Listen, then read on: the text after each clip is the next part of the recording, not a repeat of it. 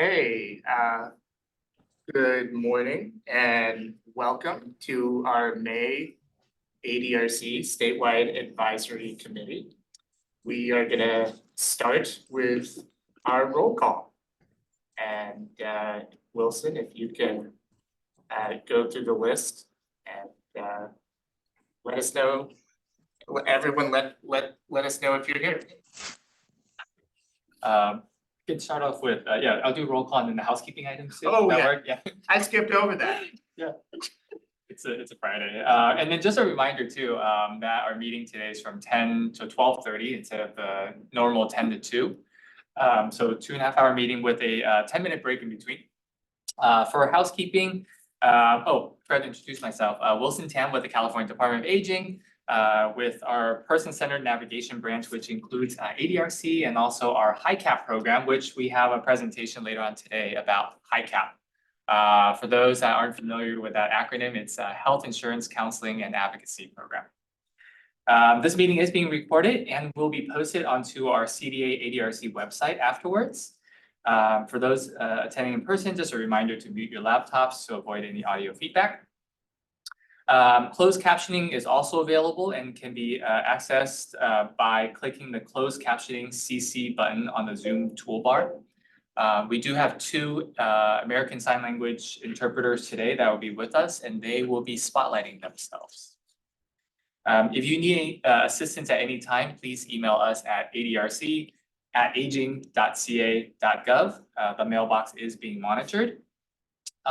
For communications, we ask that all attendees remain muted unless presenting or called upon by the chairs to speak. To enable us to know who is speaking, we do ask everyone mention your name first before speaking. For those that are attending by Zoom, when you do want to raise your hand to speak, use the raise hand function and then unmute when called upon. For those that are dialing in by phone, press *9 to raise your hand and then *6 to be unmuted. There are 2 public comment sessions for non-committee members to speak, which is there's one in the first half and there's one in the. Sorry.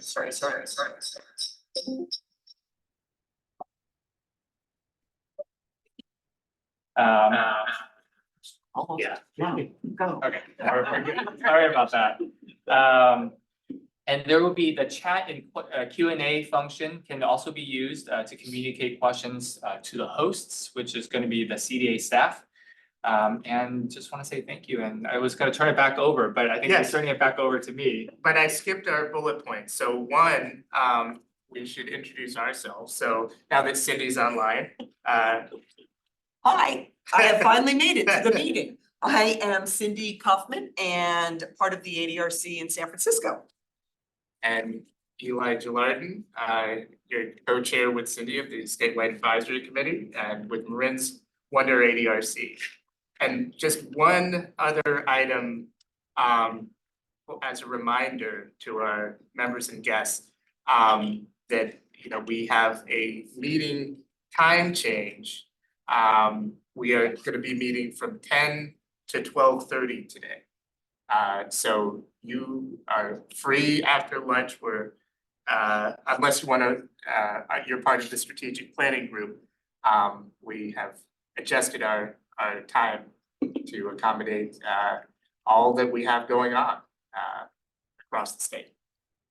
Okay, go ahead. Thank you, Eli. Thank you, Cindy. And I'll do the roll call. Wilson again with Department of Aging. So when we call out the names, please say present if you're here. Starting with our Independent Living Center representatives, alphabetical order, Carl Sigmund from Freed. On a Friday morning, here. On a Friday morning, I'm here. Thank you, Carl. Happy Friday to you as well.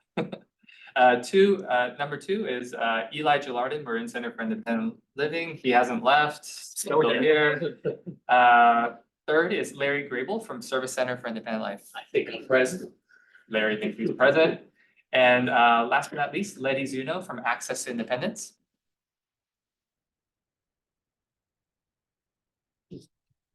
Letty?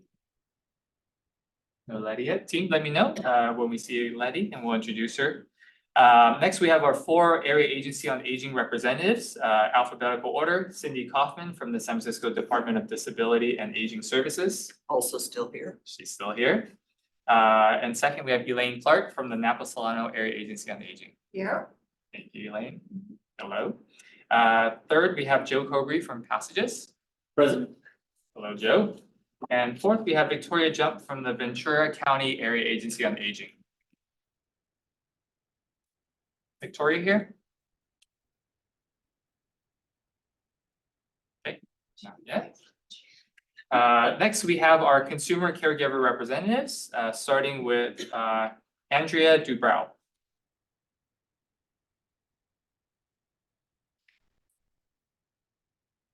Andrea, not here yet. Next, we have Cindy Soda.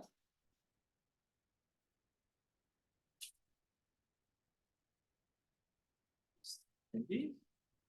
Okay, and then Darlene Yi Malakar, she did express that she won't be able to make it today. She has a commencement speech for graduation at San Francisco State.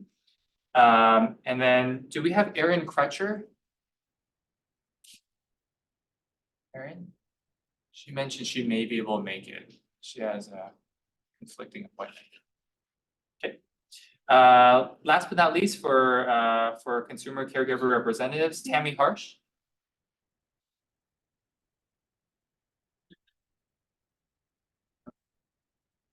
Skeleton.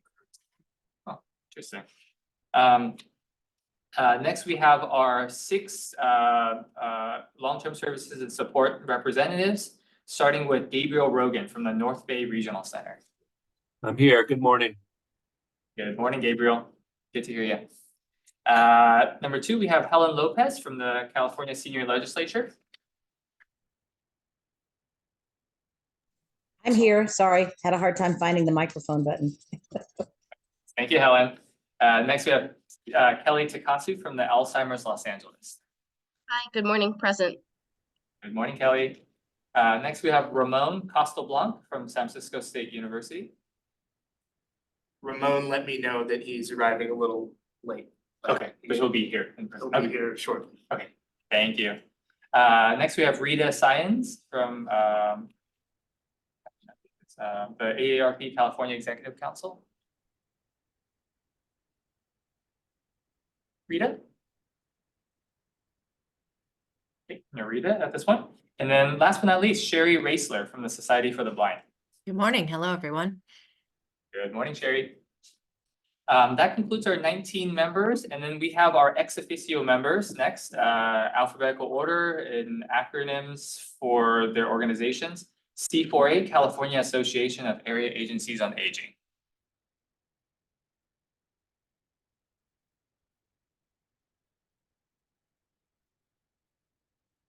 I'm starting to wonder if people got the wrong link. Yeah. To join. I'm like a little bit concerned, but I'm sure our team will figure that out.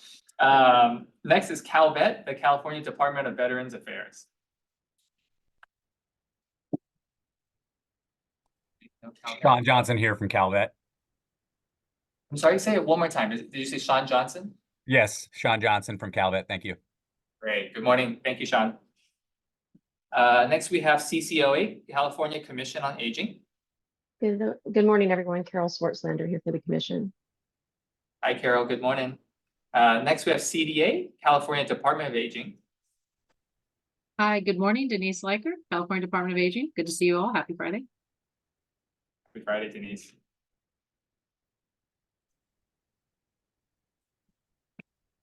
Next, we have CFILC, California Foundation for Independent Living Centers. Good morning, everyone. Dan Okenfuss, Public Policy Manager representing CFLC. Good morning, Dan. Thank you. And next, we have DDS, California Department of Developmental Services.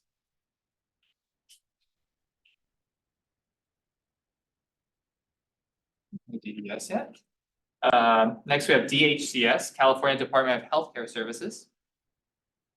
Good morning, everybody. My name is Dewey Nguyen with Department of Healthcare Services. I have another person that's coming in as well, but she's having issues logging in, so she'll be here shortly. Her name is Gina Gunther. Gina. Thank you, Dewey. Next we have DOR, California Department of Rehabilitation. Good morning, everyone. Anna Acton with the Department of Rehabilitation. Morning, Anna. And last but not least, we have SILC, State Independent Living Council.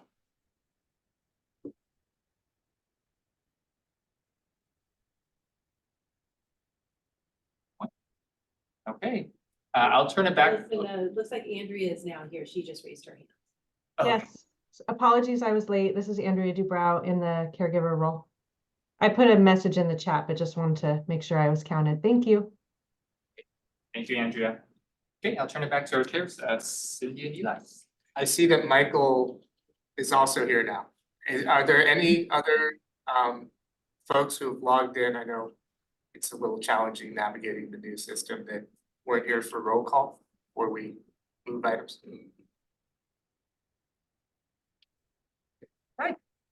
Yeah, so I guess I should say Michael Costa present. Right, Eli? Thank you, Michael. Thanks, Michael. Next is to, hopefully everybody had a chance to review the agenda and the minutes from the previous meeting. And do I have a motion to accept both? So moved. I think I got a second also from Larry. So all in favor? Aye. Opposed? Thank you. Motion second, sorry. Oh, Just sure. for the notes. I know that Larry, I've heard the person on, but I didn't see who was online. Can you, whoever moved to pass it online, can you tell me who you were? It's okay. Okay, so Well- let's do another motion. So Larry Oh, I'm moved. sorry, it was Sherry. Okay, Sherry, thank you so much. So Sherry moved and Larry did seconded. All right, great. So our next item is thanking our outgoing ADRC Advisory Committee members and welcoming our incoming committee members.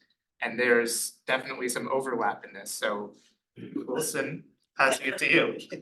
Yeah, so Wilson again with CDA. So I have the honor to announce those that are new members to our committee, as well as thanking those that are going to be our outgoing members. So the three outgoing members that we have are Cindy Soto, Darlene Yee Melakar, and Gabriel Rogan. So I just want to give a big thank you for your support and your time and dedication to our ADRC Advisory Committee. With Cindy, Darlene, or Gabriel, do you want to say a few words? Feel free to, if you want to unmute and say a few words. If not, that's okay too. I don't want to put you on the spot. I'll start. This is Gabriel. Just that it's really been an honor to be part of this group. I've learned a lot. Hopefully I contributed a little. And it's just really proud of the work that this group has done and continues to do. So thank you for letting me serve. Thank you, Gabriel. Cindy and Darlene are not here.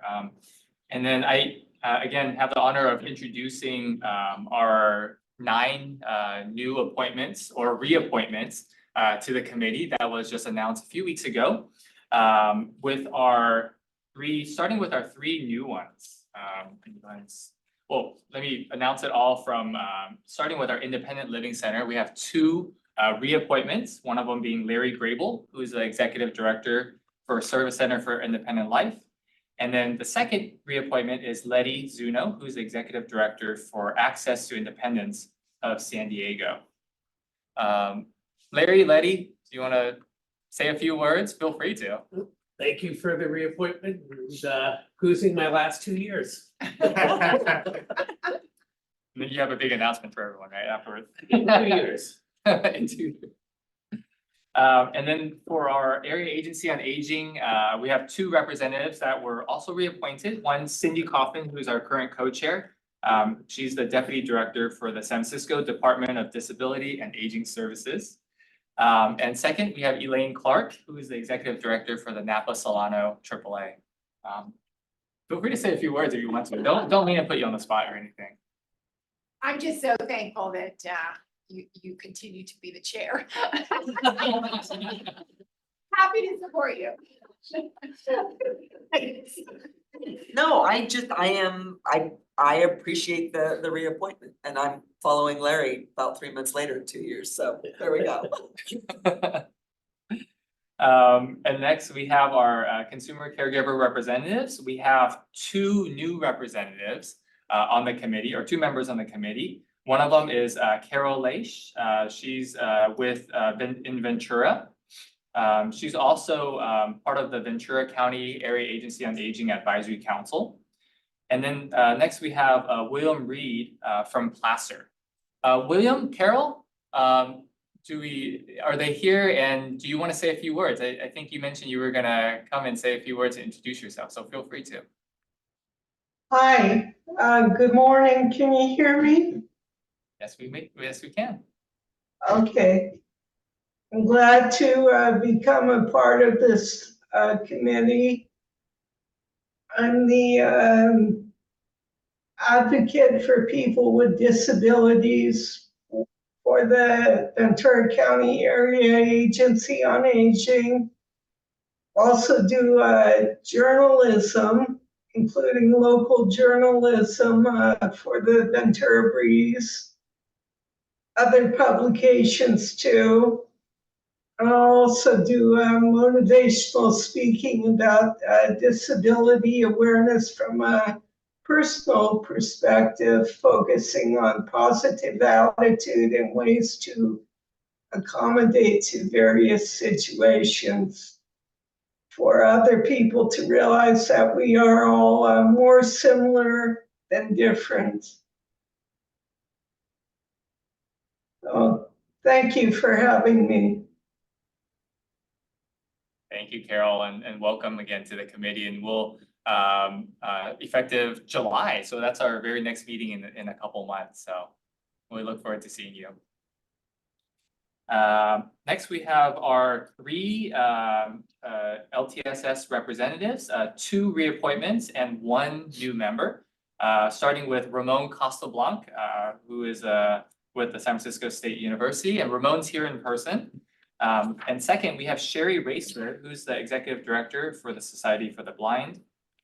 And newly, we have Sophia Rodriguez, who is with the Inland Empire Health Plan. So Ramon, Sherry, Sophia, any words? Feel free. Looking forward to 2 years of building up the ADRC system. Thank you for the reappointment. Looking forward to working with all of you again. Thank you, Sherry. Do we have Sophia with us? I don't see her. Okay, she may join us later. She did mention she was gonna jump in, so at some point. But again, I think everyone, as part of the meeting materials, we have the new or the updated ADRC Advisory Committee roster that's effective again July of 2024. So feel free to take a look at those names, and we'll also be sharing contact info with between the members as well, so that way you get to know each other a little bit more. And then for the new members, we actually have a orientation coming up that we have extended the invite to all our members to attend as well. If you wish to reacclimate with the procedures of the committee. This originally wasn't part of the plan, but I did receive news that Cindy Kaufman has been selected as the co-chair for another term. So it's annually selected for our co-chairs. And I should actually turn it over to Michael Costa in C4A if he wanted to say a few words.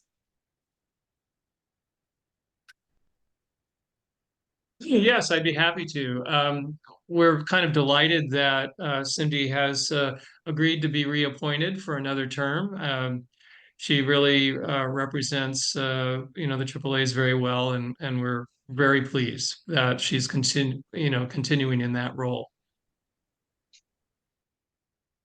Michael? Thank you, Michael. Thank you, Cindy, and congratulations again, Cindy. And then for our, as a reminder too, that we do select co-chairs, C4A selects the co-chair, the AAA representative for the co-chair annually. Similarly, annually, CFILC, California Foundation for Independent Living Centers, also select a co-chair for an annual term. And they're expected to make their, CFILC is expected to make their decision in June. So we'll have an announcement in July for the next meeting. With that, I think that concludes the roll call part. I'll turn it back over to Cindy and Eli. So next up, we have some updates, and so ADRC funding updates. So I will start with Amanda, the infrastructure grants. Yes, hello, this one will be short, but good news. The amended contracts for the ADRC infrastructure grants have been released, and the allocation methodology for fiscal year 24-25 did not change. 25 local ADRC partnerships have received funding for the next fiscal year. So things are on their way. Wasn't even a minute, Not Amanda. Okay, so next is the Medicaid administrative claiming, the MAC time study. Janice. Thanks, Cindy. Hi, everyone. So at the last advisory committee meeting, we shared that CDA has brought on a consultant called the Lewin Group, who will be supporting us in developing Medicaid administrative claiming over the next few months. With the support of the Lewin Group, we met with ADRCs last month in April that participated in the February MAC time study to obtain their feedback on the activity codes and time study process. We are now using this feedback to improve and revise the time study methodology to simplify and streamline this process as best as we can and help ADRCs maximize their Medi-Cal claiming. Thank you to all of the ADRCs that participated in the February time study and for sharing your thoughts with our team. As we continue to work with the Lewin Group over the next few months, there will be additional opportunities for ADRCs to provide comments and suggestions, especially around MOUs and the local guidance manual we'll be developing. We also hope to conduct additional time studies in the future to collect more data. So we really encourage staff to participate in future time studies to determine the potential amount of reimbursement. If you have any questions about Medicaid administrative claiming, feel free to send an email to our ADRC inbox. Thank you. Thank you, Janice. And I should have done this after Amanda. If there are any questions for either Amanda or Janice, and I know, thank you, go. Yeah, I had one for Amanda. So in terms of the current budget situation, we're okay with the ADRCs. So at least for now, as far as we're aware, the Right. infrastructure grants were awarded for the next year. So far, so good. Yeah. Thank you. So next up is updates on Medicare improvements, the MIPA, and our mic it's gonna be Wilson. It's gonna be me again. So Wilson Tam with a CDA. I'll provide the Medicare Improvements for Patients and Providers Act, MIPA, funding updates. So those that are newly introduced to MIPA, basically MIPA supports states and tribes with grants to provide outreach and education, one-on-one counseling, application assistance, and also information on Medicare's preventive benefits to Medicare beneficiaries with limited incomes and assets. So some very exciting news, actually. So a new MIPA grant opportunity was just released by the Administration for Community Living earlier this week, I think, or last week. And so CDA is reapplying for that grant we have to reapply for every time the opportunity gets released. The project period is for 12 months, starting from September 1st of this year through August 31st of next year. The exciting part of it is that there was a big increase. In fact, almost a 40% increase in the funding. So it went from about 2.6 million to about almost 3.7 million increase with 80. So there's 3 pots of funding that gets released with MIPA. Or 3, they call it priority areas. So priority area 1 is for the state health insurance information program, and that had a 18.9% increase. Priority 2 is Area Agency on Aging, and that has a 34.1% increase. And then hold on tight, for the ADRC portion, it had a 120% increase. So it went from 354,000 to 780,000. So that's a huge increase, more than double. And so I wish I had more information on the reason for the increase. I think it had something to do with, I wish Mike was here. Or if Gilbert, I know Gilbert is here with us. If he has any information, feel free to raise your hand. Gilbert, I'm not going to put you on the spot, but we'll look into it and report back. But this increase really, we see as an opportunity for our ADRCs to, and our AAAs, because these funds gets moved to the AAA for distributing it to their partners. And so with that, we see an opportunity for this increase in funding to, kind of strategize about what we can do with this additional increase in funding, especially for our ADRC, the ADRC priority area. So, and I do see Gilbert's hand up, and if we can unmute Gilbert, team, that would be great.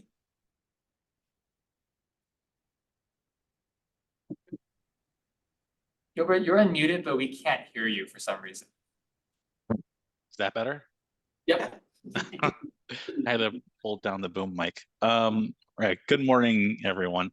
Yeah, for the increase in MIPA for the fiscal year 2024, the increase is for at least I think at least two reasons. One is that ACL had unspent funds from prior years that they allocated into this upcoming grant year, and it seems that there was an end to sequestration from prior MIPA years. So those two contributing factors is what has led to a general increase across the board. Wilson, I have a question. Yeah, whoever. So this is new money. This would be new money for our ADRC and AAA that we haven't seen before.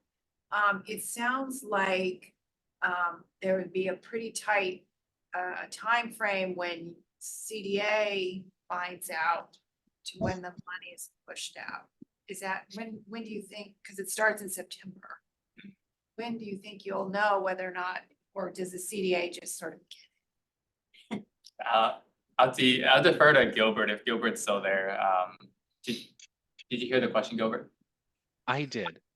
So in this upcoming year, I think we anticipate that MIPA funding would be passed through the department's MOU process to area agencies on aging that are interested in participating in MIPA in the upcoming year. I think this current year we have around 24 area agencies on aging that are participating in MIPA, and for the upcoming grant year, we'll be applying for it for a due date that's in early June. Early July. And after we apply, our department will go through the process of providing planning estimates to AAAs so that we can allocate funds as soon as possible. From my understanding, it is going to be a short turnaround process for the award of the MIPA grant fund from ACL as well. So it's not a whole heck of a lot of time, but it's something that is on the radar for the department so that we can begin planning and releasing planning estimates as soon as possible. This is Wilson with CDA. Gilbert, and perhaps I think I'm reading Elaine's mind a bit. Is this grant a competitive grant or is it non-competitive? It's a non-competitive grant. So it's mandatory grant for states that have the SHIP that are SHIP grantees that have state units on aging, as well as our established ADRCs. Perfect. Thank you, Gilbert. Yeah, so hopefully that answers your Yeah. question, Elaine, and I think for our part, we the state just needs to apply for the grant, and then obviously we have to provide goals and objectives and narrative and those type of things and other information, and we should be able to get it. Yeah. Thank you, Gilbert. This is Eli. So the state applies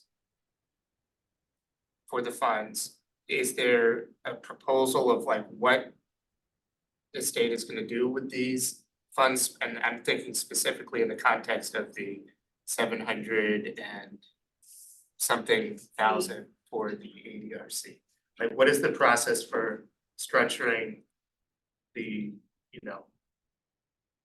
how we use those $700,000 on ADRCs? Is that something we're involved in? Is it CDA? What is that? Gilbert, do you have your hand up to answer that question? I do, yes. So for the MIPA project, MIPA ADRC's activities are focused around outreach to Medicare beneficiaries regarding some Medicare savings programs and limited income subsidy programs. So very specific programs that help Medicare beneficiaries lower out-of-pocket costs for health and drug costs. So that's the core activities for MIPA ADRC. It's solely focused around outreach. Internally, our grant application process, we're looking through the grant now, and we'll be identifying any information that we may need from AAA's, ADRCs, and other partners for completing the application. In the past, we haven't needed letters of support, but it could be something that we may need for this upcoming grant application. But we're reviewing, and we will be in contact within the next couple of weeks with any additional information that we may need from Areas on Aging. In terms of process for outlining the activities for MIPA, part of that is through the budget process for when the AAAs will receive allocations for their MIPA priority areas, as well as a work plan process. So ACL will outline goals. We'll pass down those goals through a work plan process for AAAs to then outline their strategies for providing MIPA activities through the 3 priority areas, which includes the ADRC network. So to piggyback on what Gilbert mentioned, again, reading your mind, Eli, on this one. So what Gilbert has said is that each of the AAAs that are participating in MIPA has to submit a work plan of some sort to let us know what the strategy is to use those funds. Gilbert, feel free to correct me, please, if I'm wrong on any of this or incorrect on any of this stuff. And so with that, it makes, I think this is a good opportunity to have that, for core and extended partners, ILCs, AAAs, to have that conversation about how you could potentially, make good use of, strategize and make good use of this increase in funding. So it's at the state level, we're not going to say, you have to do this with, divvy up this money this way. It's really a local decision between the AAA and their partners on how best to utilize the funding, how to where the funding would be allocated to which organizations. Gilbert, did I misspeak on anything? Not at all. That covers the concept very well, Wilson. I hope I answered your question, Eli. Any other questions? Just a comment, Joe Cobry, Planning Service Area 3. So if I recall correctly, in previous years, there was money that, MIPA money that actually went to the ADRCs. Had that been removed or taken away? And this is, in a sense, coming back? Gilbert? The MIPA ADRC funds have not gone away in previous years. Every year, every start of a MIPA grant application, The department will seek input from the AAAs on which AAAs would like to participate in MIPA. And for those AAAs that do participate, then if they have established ADRCs at the time of the grant application, that's what would decide on whether they would receive the ADRC allocation. Yeah, So for all established ADRCs now, they would be eligible to receive allocations based off of their population. Okay, yeah, thanks, Gilbert. I think I'm going way back. Oh, okay. Early 2000s, I think there was MIPA money specifically to ADRCs. So when I heard it, I was saying I've heard this conversation before, but I think I'm going back like 10 years or more. So, this is Wilson again, and Gilbert, please chime in on this. So I think, again, reading your mind on this one, Joe, I think there's always been 3 priority areas, one of them being ADRC. But I think your question may be around, what was historically the funding compared to the new allocation amount. And Gilbert, this question is for you. The increase from 354 to 780,000. Was 780,000, is that considered a large increase compared to previous years, even as far as 5-10 years back? And it's just kind of, going back to what it used to be, or is it actually an increase compared to years past? I had to take it back and to compare to earlier awards. Yeah, I'm uncertain this time. I can say at least within the past 4 to 6 years, the increase that we're seeing now is it's a sizable increase. It's over double of what it has been in the previous grants, most recent previous grants. Wilson, but we can research that and come back. Wilson? I'm trying to see who's, is it Rita? Go ahead. Rita, you just muted. Are you saying that the only people who can apply are people who already have ADRCs? Designated ADRCs, correct? Yeah. Okay. So there's not going to be available for Congrats. for grants for people who wanted to do it but couldn't do it because of the finances. Yeah. Okay, just checking. Yeah, so the additional funding, so again, there's, having 3 priority areas, the ADRC priority area, that pot of funding would only be allocated to AAAs that are associated within ADRC partnership. Designated ADRC. Designated ADRC partnership. Yeah. Okay.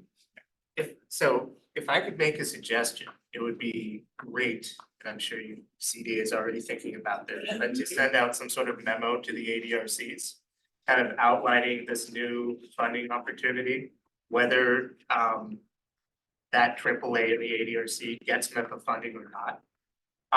And then just because I think we're all hearing kind of a newish process or opportunity with this new funding. And since many of us, actually, I don't even know if our ADRC gets MIPA dollars or not. I think it would be helpful to have that memo email spark the conversation that we need to have locally between our AAA and ILC partners about, do we pursue this opportunity? And if so, what does that look like in terms of the outreach and community engagement? Okay, any other questions? It was a good discussion. Okay, so our next item is going to be a presentation around HICAP, which stands for Health Insurance Counseling and Advocacy Program. And it actually dovetails nicely from our MIPA discussion. So Wilson, I'll pass it to you to introduce our guest speaker.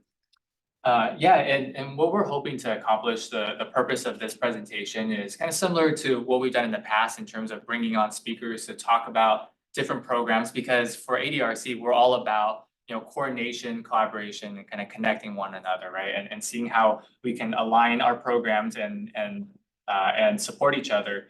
And so with today, what we're hoping to get out of this conversation is really arming our ADRC Advisory Committee as well as our ADRC partners with the knowledge to provide adequate information and referral to HICAP.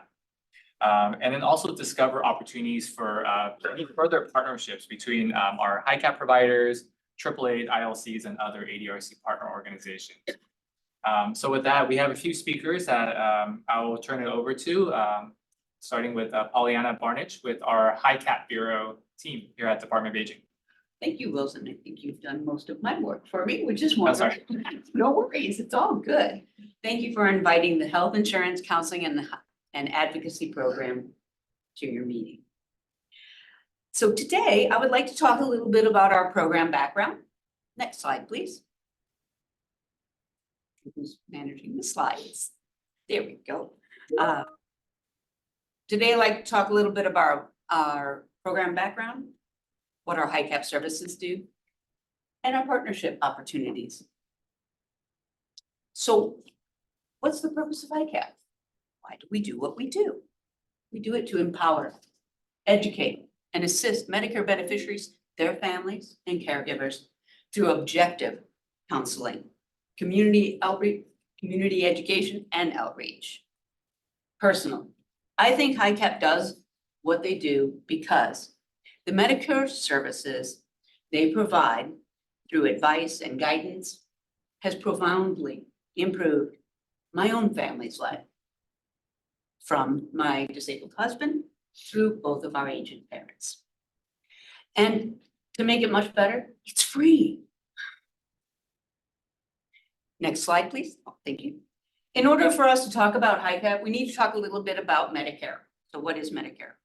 Medicare is a federal health insurance for people 65 or older. Some younger people with disabilities and people with end-stage renal disease. There are a lot of parts to Medicare, quite a few. But let's talk about some of the basics.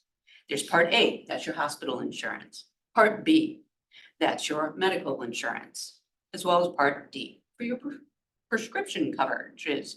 And then there's the, as known as Part C, which is your Medicare Advantage. Some decisions points about getting Medicare and getting that help for Medicare would be when and how to enroll. Choosing between original Medicare plus Part D versus Medicare Advantage plan. Choosing a Medicare supplement insurance, weighing the plan premiums, the deductibles, the out-of-pockets costs, the plan options, the plan benefits, provider coverages, and so many more. Some folks need help with ensuring that the Part D plan actually covers the needed medication. And what do you do when you're denied? How about applying for programs to help for out-of-pocket costs? These are just a few of the things we do. We need to talk a little bit about, next slide, please. Sorry. Let's talk a little bit about the HICAP timeline. So in 1965, Medicare was signed into law by Lyndon Johnson. We all know that. But did you know that Harry Truman received the very first Medicare card? In 1973, the coverage was extended to people with disabilities aged 18 to 65 years old. In 1984, the state of California established the Health Insurance Counseling and Advocacy Program. But hang on, let me tell you a little bit about how that came to be. In California, around the mid-1970s, there was very little guidance from Medicare, which was run by the Centers for Medicare and Medicaid Services, or anyone else. At that time, doctors didn't even bill Medicare. The patient did. Around 1976, Dr. Leona McGann, a professor of family medicine at Stanford University, eventually created a training guide and trained others on different aspects of Medicare. Dr. McGann persisted and received a grant so she could create the Stanford Health Insurance Counseling Program. Additional people and various senior organizations became involved with the program and eventually worked with Assemblyman Art Agnes in San Francisco to draft and pass legislation creating HICAP in 1984. By 1989, there were 24 HICAPs serving all 58 California counties. At the federal level, the California HICAP served as a successful model for the Insurance Counseling and Assistance, ICA, programs established by the Centers for Medicare and Medicaid Services in 1990. They did this across the nation. This network would later be identified as the State Health Insurance Assistance Program, SHIP, which is what we call it today. Another big transition for the program occurred in 1996 when the Older Californians Act was passed. At that point, HICAP became a community-based program administered by the area agencies on. Next slide. So, what's the service model for HICAP? The HICAP service model is a pyramid hierarchy of 3 services: community education, individual counseling, and legal assistance.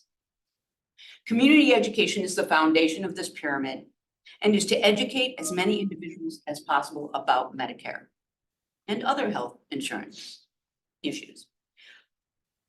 Topics include but are not limited to Medicare, Medicare-related health insurance, long-term care insurance, long-term care planning, and access to taking care of tomorrow, which happens to be a consumer's guide to long-term care that the California Department of Aging publishes.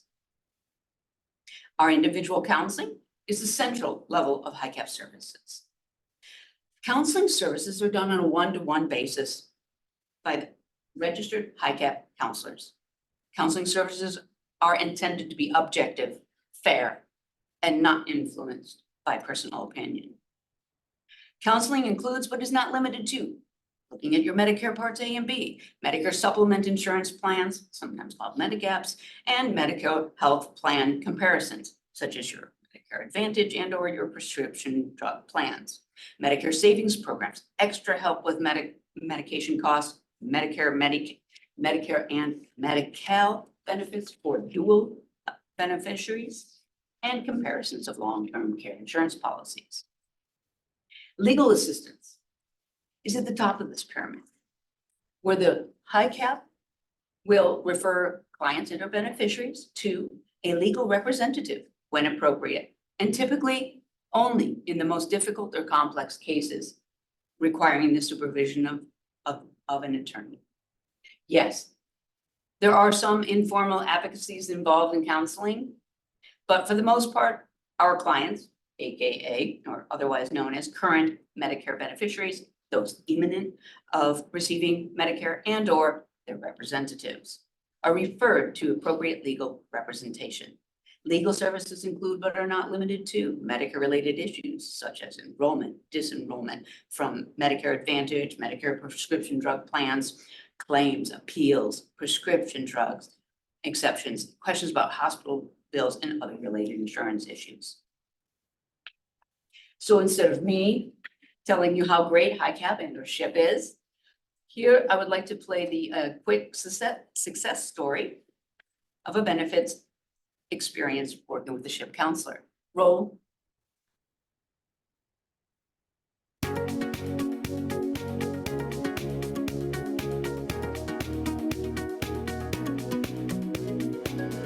I had seen SHIP offering this service and I thought, I think that's the way to go. So I called them and I was on board.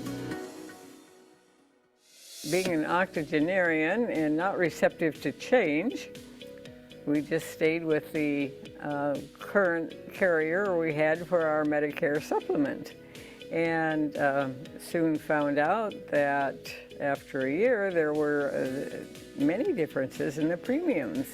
So I thought, well, this is worth a little comparative shopping. I was not too adept at navigating the government website, but I had seen SHIP offering this service, and I thought, I think that's the way to go. And there was an office right at the hospital, so I called them, and I was on board. And I had my first appointment, and oh, what a neat experience to walk in and find that my counselor was going to be a former 4th grade student, but she soon was very efficient at making a comparison of the different premiums out there for the prescription insurance.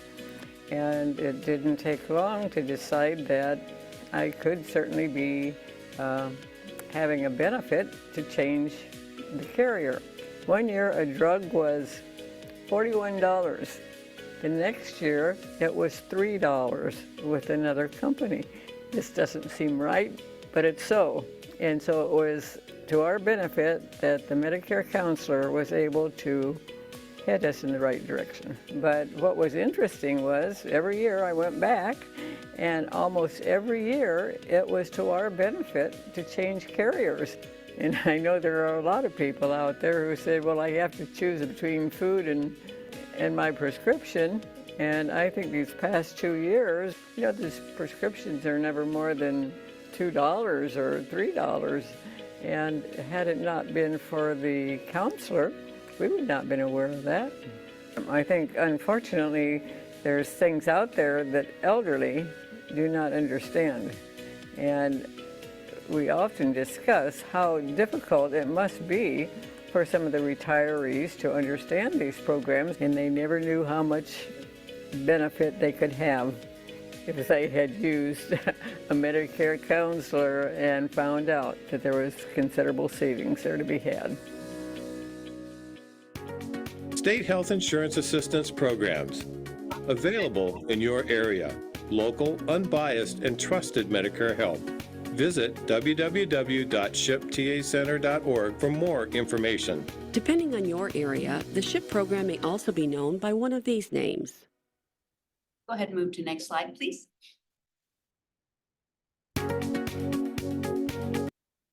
There we go. So as you can see, what a great story, right? Helped her out and was able to reduce her out-of-pocket costs, definitely. So let's talk a little bit about the program structure of HICAP.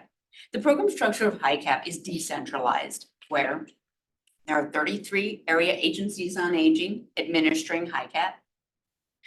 There are with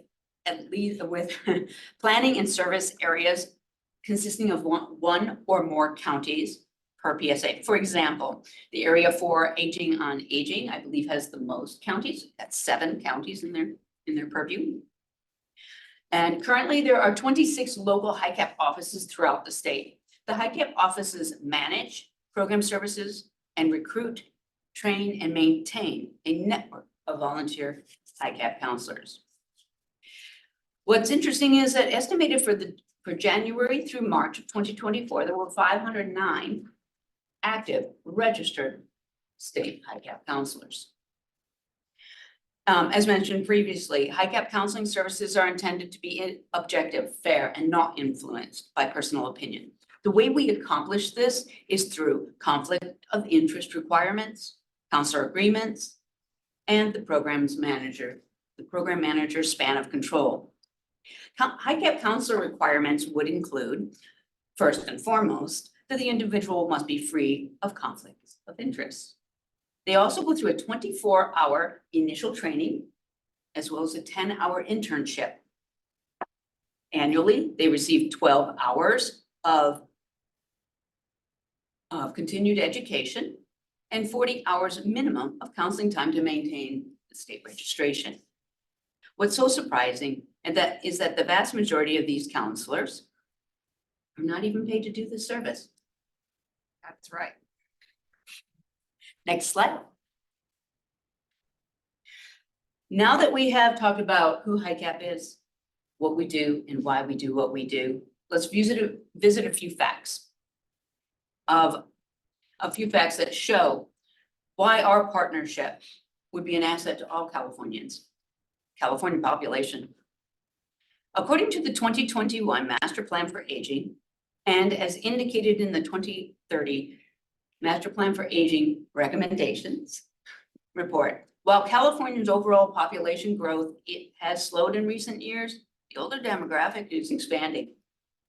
And more Californians are living longer. Most, but not all, counties will experience population growth in the coming decades. Aging is changing and changing California. California's over 60 population is projected to diversify and grow faster than any other age group.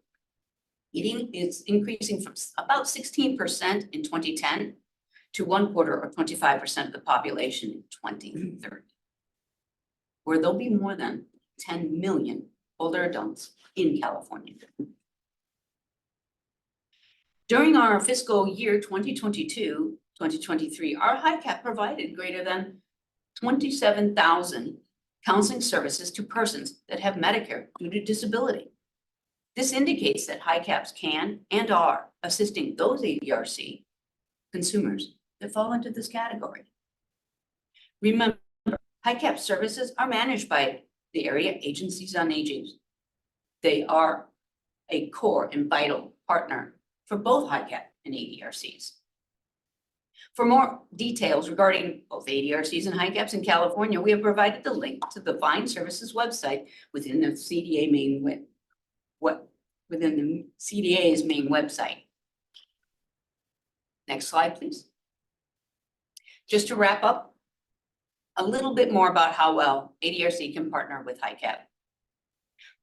Partnership opportunities to empower Medicare beneficiaries could include collaborating with local HICAPs, cross-training staff and volunteers, integrating HICAP into ADRC enhanced INR options counseling, sharing outreach strategies. Those are some of the things that we can do. It is important to remember that ADRCs already exist and partner with HICAPs. As seen on the Find Services in My County webpage for ADRC, there are at least 31 counties of the 58 in California with an ADRC presence, either working directly with an area agency on aging or HICAP or independently. Those ADRCs working with HICAPs have received high praise from the HICAPs in many statements issued in our annual and our biannual summary narrative reports that we submit to the Administration for Community Living under our SHIP grant. So instead of me reading them all out, let's allow one of our HICAPs to give their testimony. Next slide. I would like to introduce the Area 12 Agency on Aging and their program managers for ADRC and HICAP, Chris McCoy and Joycelyn Preston. Hello, good morning, everyone. My name is Joycelyn Preston, and I am the HICAP program manager at Area 12 Agency on Aging. Area 12 service area consists of Alpine, Amador, Calaveras, Mariposa, and Tuolumne County. And now I have been with HICAP since 2017, and I have been in my current role as the manager for the last 3 years now. With me today is my colleague, Chris McCoy. Chris wears many hats within our agency. I'm going to let her introduce herself just so you can get to know exactly what she does for Area 12. Hello, everyone. I'm Chris McCoy. Yes, many hats. Tracy's correct. I run 3 different programs, and I'm also kind of the side consultant for IT. I run our ADRC of the Motherlode, Aging Disability Resource Connection of the Motherlode. I run our INA, Information and Assistance Program, and I also now have our Aging in Place program. I started at the agency 7 years ago, like Joycey, but I was a volunteer HICAP counselor. I worked for a tribe that was interested in having someone on staff that could work with their employees that were aging into Medicare and could help them to navigate Medicare as well as their employer group health plan and to make those two work together. So I went to training and became a HICAP counselor in 2017. And I continue to keep my HICAP counseling up so that I can absolutely help out Joycey and her team whenever necessary. I keep my training up every year, and I do some counseling, which Joycey will cover in a little bit. I then was hired in June of 2020 to come on board and develop our ADRC, Aging Disability Resource Connection. And we were designated in 2021, at which time I became the program manager. The INA program got moved under the ADRC umbrella, as it goes hand in hand with that program. And then just recently, the Aging in Place program has come under that same umbrella. Now, our relationship works for us because it's a unique relationship that we have within our agency. We both started with HiCap 7 years ago, Chris as a volunteer, me as a staff member. Like Chris said, in 2020 when she was hired and built the ADRC program, and once that program became designated, Chris was promoted as the program manager for ADRC. At the same time this was happening, I was promoted as the HiCap program manager. So Chris and I have grown within the agency together. And because we are now in managerial roles, we had established a relationship prior to designation of the ADRC, and it made sense to form an extended partnership between the two programs. Now, our extended partnership has enhanced both ADRC and HiCap. During presentation events, both Chris and I will educate the groups and organizations of both programs offered, as well as all the other programs within Area 12. So it really helps everyone. Because Chris doubles as a HiCap volunteer, she sets time aside each year during the Medicare open enrollment period, where she will meet and assist clients with reviewing their Medicare options. I am also cross-trained to provide ADRC information to clients. We both make sure to chart our effort in regards to reporting purposes. We want to make sure that anytime we're at these outreach events or presentations, that we're counting all those people who heard about all the programs. So it does go hand in hand for us to partner together. I help her, she helps me. Now, I'm sorry. These efforts have allowed us to utilize the warm handoff approach. And we do have a case study that we're going to be sharing with you today, an example of how this extended partnership has worked and has provided our consumers with the best experience regarding access to long-term care or long-term support and services using this approach. And I'm going to let Chris explain how this example, what started and how I was then brought into it to give the HiCap side of things. Thank you, Joycey.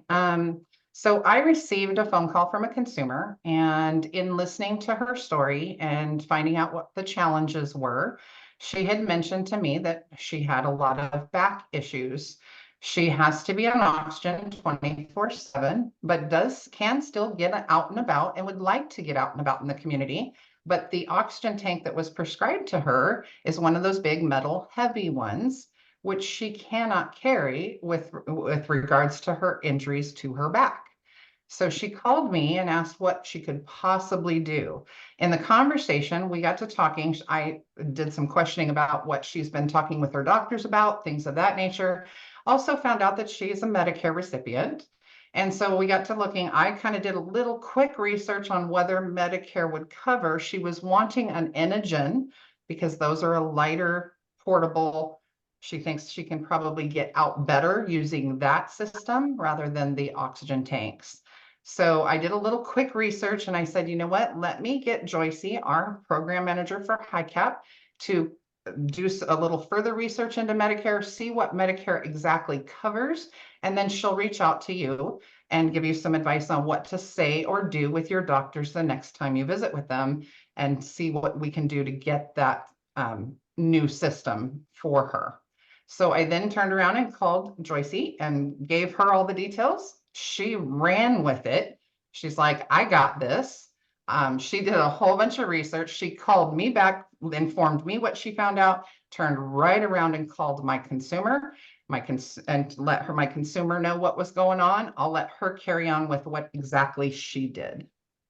Yeah, so after I did the research and figured out exactly what Medicare would cover in relation to the portable oxygen concentrator, it is a covered service with Medicare. However, it does just depend on where you're getting it from. So she wanted a very specific brand because she had gone to our local oxygen supplier here in town, and the portable tanks that they had were a little too big for her. So she found one online that seemed to be a little bit smaller. So I told her that yes, it is covered. However, it falls under what that oxygen supply company offers. She doesn't have to go to the one locally here. She could go to another oxygen supplier, maybe out of our town, because we only have one in the town of county of Tuolumne. And I gave her information on durable medical equipment suppliers. I think I printed out about, there was probably 14 on the page. So I turned around and sent that to her. She's going to make some calls to see if that particular brand is offered through that oxygen supplier. And she was very, very shocked at how prompt I was at following up on her questions. And she expressed her appreciation to both Chris and I for the efforts that we put into finding this information out. She really thought that she wasn't going to be able to get this covered through Medicare, but it does turn out that it is a covered product. It's just a matter of finding the right supplier who sells that particular brand. And this is just one example of how our ADRC and HICAP have worked together for the benefit of our clients. And it just goes to show you that collaborating with your local HICAP and ADRC is effective. Cross-training staff, so Chris and I are both cross-trained. We can answer general questions for each other's program. If it goes beyond the general questions, we then will reach out to one another for more assistance in that. And this has also enhanced both of the programs. Like I said, when Chris goes to outreaches, she shares information about HICAP, and when I go to outreach events, I share information about ADRC.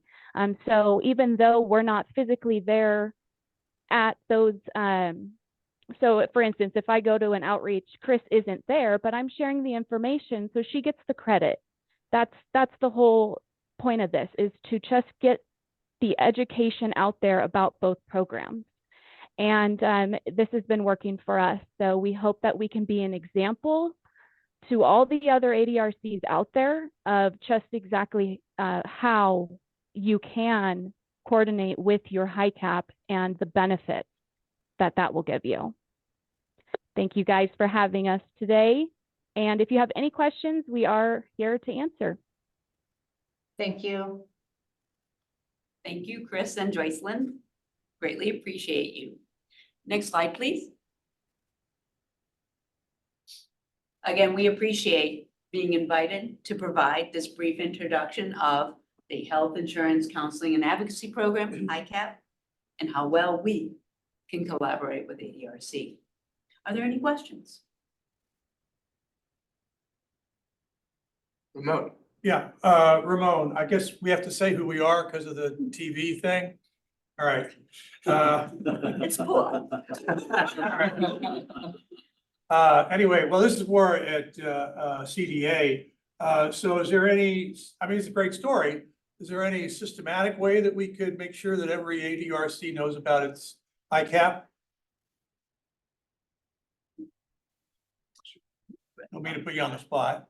I can cover Wilson with CDA. Well, I think one way to do it is we can consider as part of future roundtables potentially. You know, kind of peer-to-peer learning between ADRC partnerships, and that could be a topic for our future roundtables that we can consider. And then we can invite Pollyanna and our HICAP team to talk about the program there. And then which includes MIPA, exactly, and then, have that conversation about, how we can form that, collaboration. And also sharing promising practices that, AAAs, ILCs, and HICAP providers have already, have, such as, Area 12, Area Agency on Aging. Okay, great. We have a few hands in the room, and I also saw Anna's hand on the Zoom first. So I'm gonna go Anna and then our room hands. Oh, thank you so much.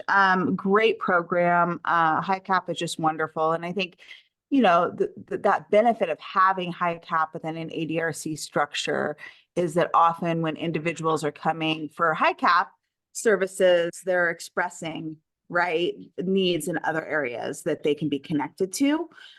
So that's great. I was sort of curious with HiCap, you're serving Medis under people with disabilities under the age of 65 who are on Medi-Cal and Medicare, or those over the age of 65 who are eligible for Medicare. How do you incorporate employment benefits counseling into the work? Say if someone's a Medi and is looking to go to work, which would mean they would be losing at some point, maybe their Medi-Cal and Medicare, or if it's an older adult who has Medicare but needs to work to make ends meet, how is that incorporated into the counseling? So I would like to refer to Joycelyn for answering that question. Would that be all right, Sure. Joyce? Yeah, sure, definitely. It has come across not very often, but I have had some clients who are interested in going back to work. In that case, I would finish up my HiCap counseling, explain to them exactly what their benefit options are. And then if they do decide to go back to work, that could, like you said, change things if the person is Medi. However, it's one of those things where once they get a job, that's when they're going to need to report that income to Medi-Cal. And then from there, they would work with Medi-Cal to figure out how much they're over. Maybe they can still qualify for Medi-Cal with a share of cost, depending on if they're working part-time, full-time. And sometimes share of cost, we can help people eliminate the share of cost to keep full Medi-Cal benefits. Other times, it might be too high of a share of cost. And in that case, at that point, Medi-Cal wouldn't be an option unless for terminal, or excuse me, not terminal. For accidents. So like, let's say something catastrophic happened to them, then a share of cost could be beneficial. Let's say they have like a $20,000 bill because they were in the hospital for something catastrophic. If their share of cost is $1,000, what that means is they have to pay $1,000 before Medi-Cal will step in and pick up the rest.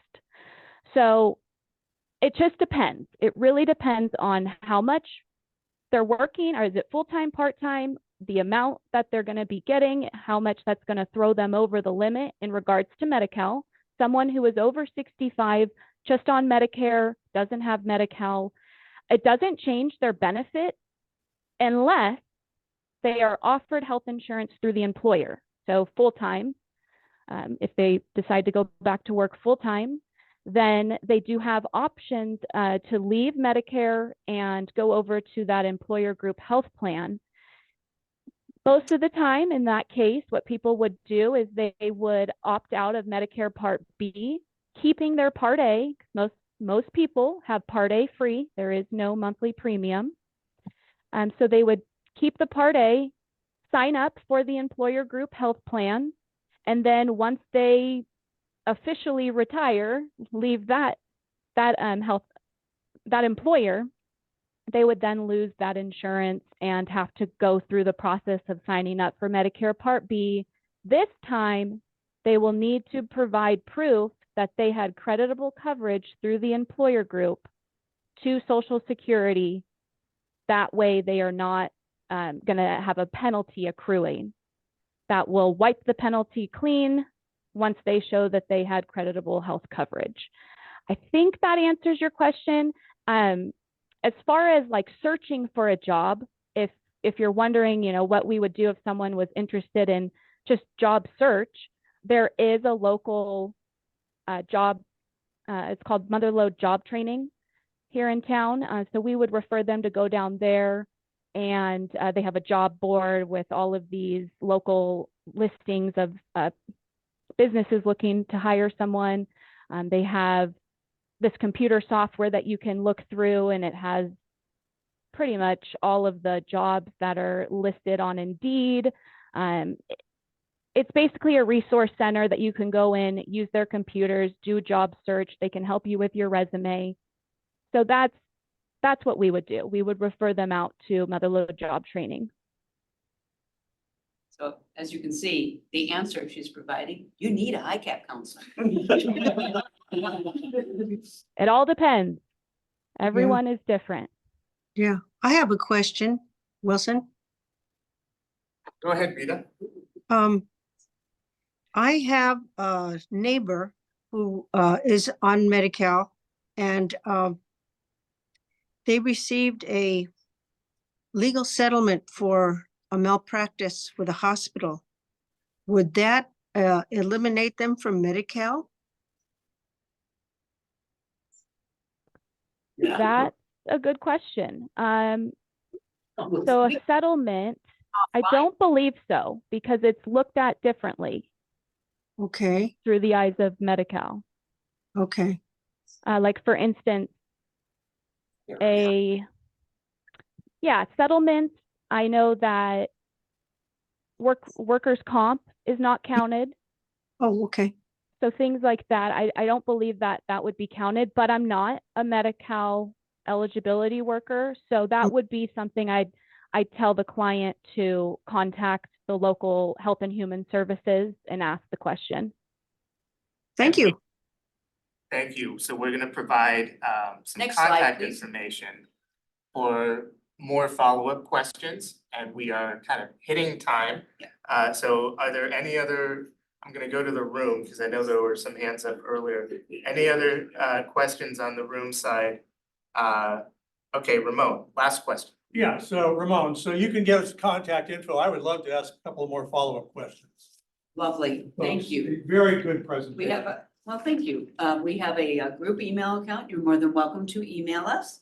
If it is specific to a client, we will refer you to the local HiCaps because each and every situation is so very different.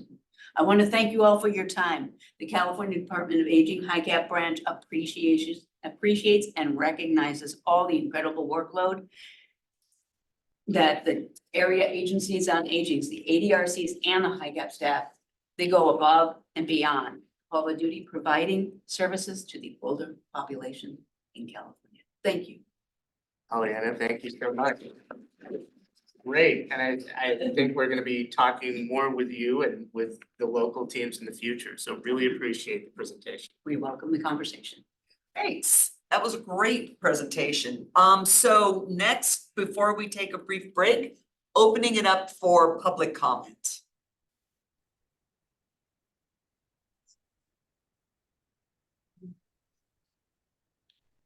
I see no hands. Okay, no public comment, then we will take a brief 10-minute break and come back to finish the meeting up this morning. So my computer says it is 11:19. How about we start back up at exactly 11:30? We'll give you 11 minutes. Chris, who gave part of the presentation. I have called on her so many times and she has shared so much information. As we set up our ADRC, we went up and visited. It's just really nice to have that kind of giving of somebody. So she's awesome. Very nice. Chris, you got a shout out in case you didn't hear Elaine. So for all your help. Okay. Okay, folks, 10-minute break. Now you're back to 10 minutes. Elaine took sorry. so we'll see you back here.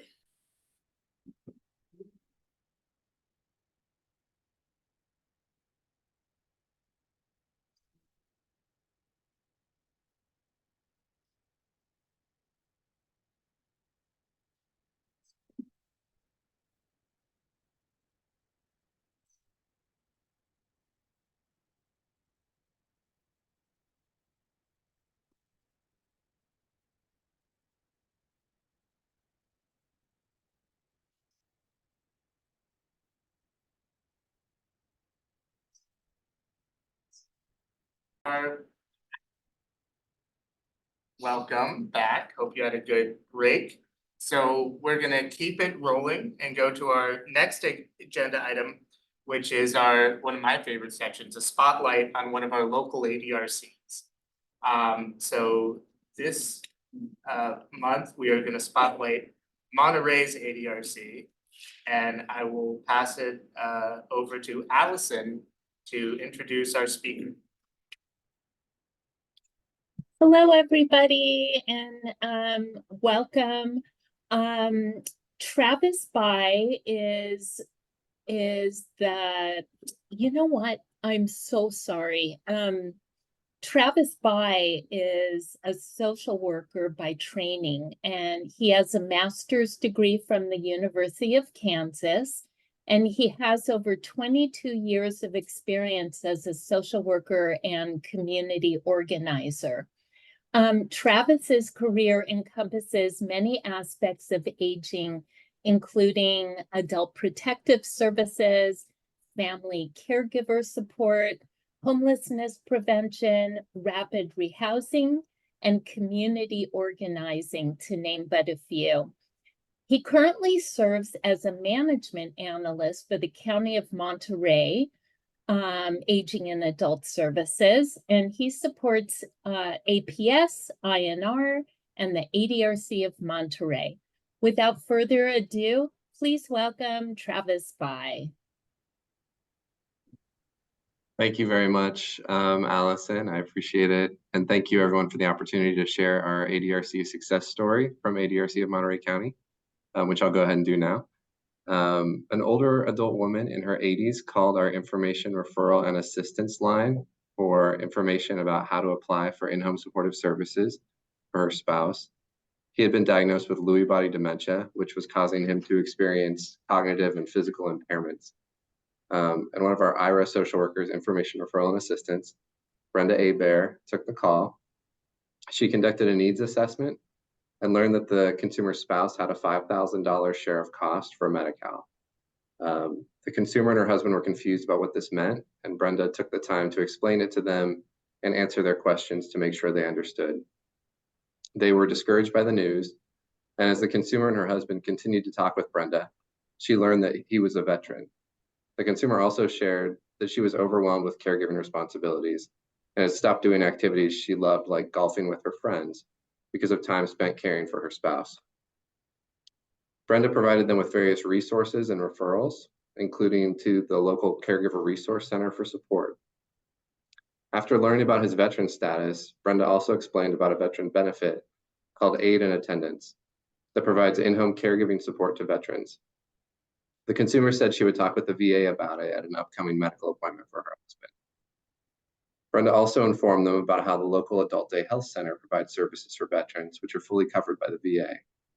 The consumer was able to discuss these services with the VA at their appointment, and the VA enrolled her spouse to attend the local Adult Day Center, as well as provided a caregiver in their home a few days a week through the Aid in Attendance program to assist with his care. The consumer's spouse started attending the local Adult Day Health Center, where he began to participate in activities with others and receive medication management and meals. In addition, he was set up to receive free transportation to and from the center through our local paratransit program.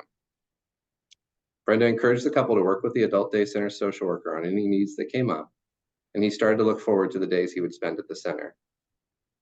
Brenda followed up with the consumer and her spouse several times over the course of the process, which took about 2 months. The consumer reported that she was so excited and happy that her spouse was attending the day center and that they had more support at home, giving her time to care for herself by getting exercise and spending time with her friends. In Brenda's last contact with the consumer, she shared that she had recently golfed and had lunch with her friends, and that she and her husband had also recently gone out to their favorite restaurant and gotten ice cream, something they loved and hadn't done in a long time because of the stress of their situation. She said to Brenda, "I remember how down I was when I first called you, and I'm not the same person now. I would not have known how to put this together without your help." Brenda shared that this case highlighted for her the importance of taking time to listen to people's stories, which helped her learn about things like his past military service, and that led to new ideas of ways they could access help. Brenda also said that the consumer was the one who did all the work. She just provided some support and guidance along the way.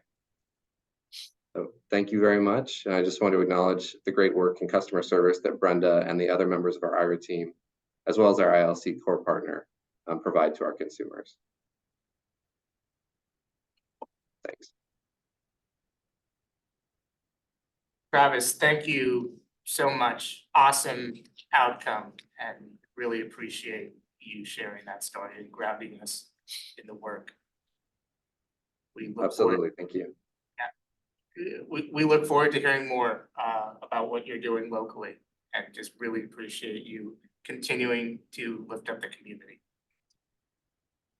All right, we are going to move to our next agenda item. Okay, Travis, I would like to say as well that I appreciate that a lot. It is my favorite part of this meeting too. Sorry, everyone, but it is. So now I'm gonna turn it over to Mark for some updates, CDA updates. Great, thank you so much, Cindy, and hello, Eli and everybody else. Great to see everybody.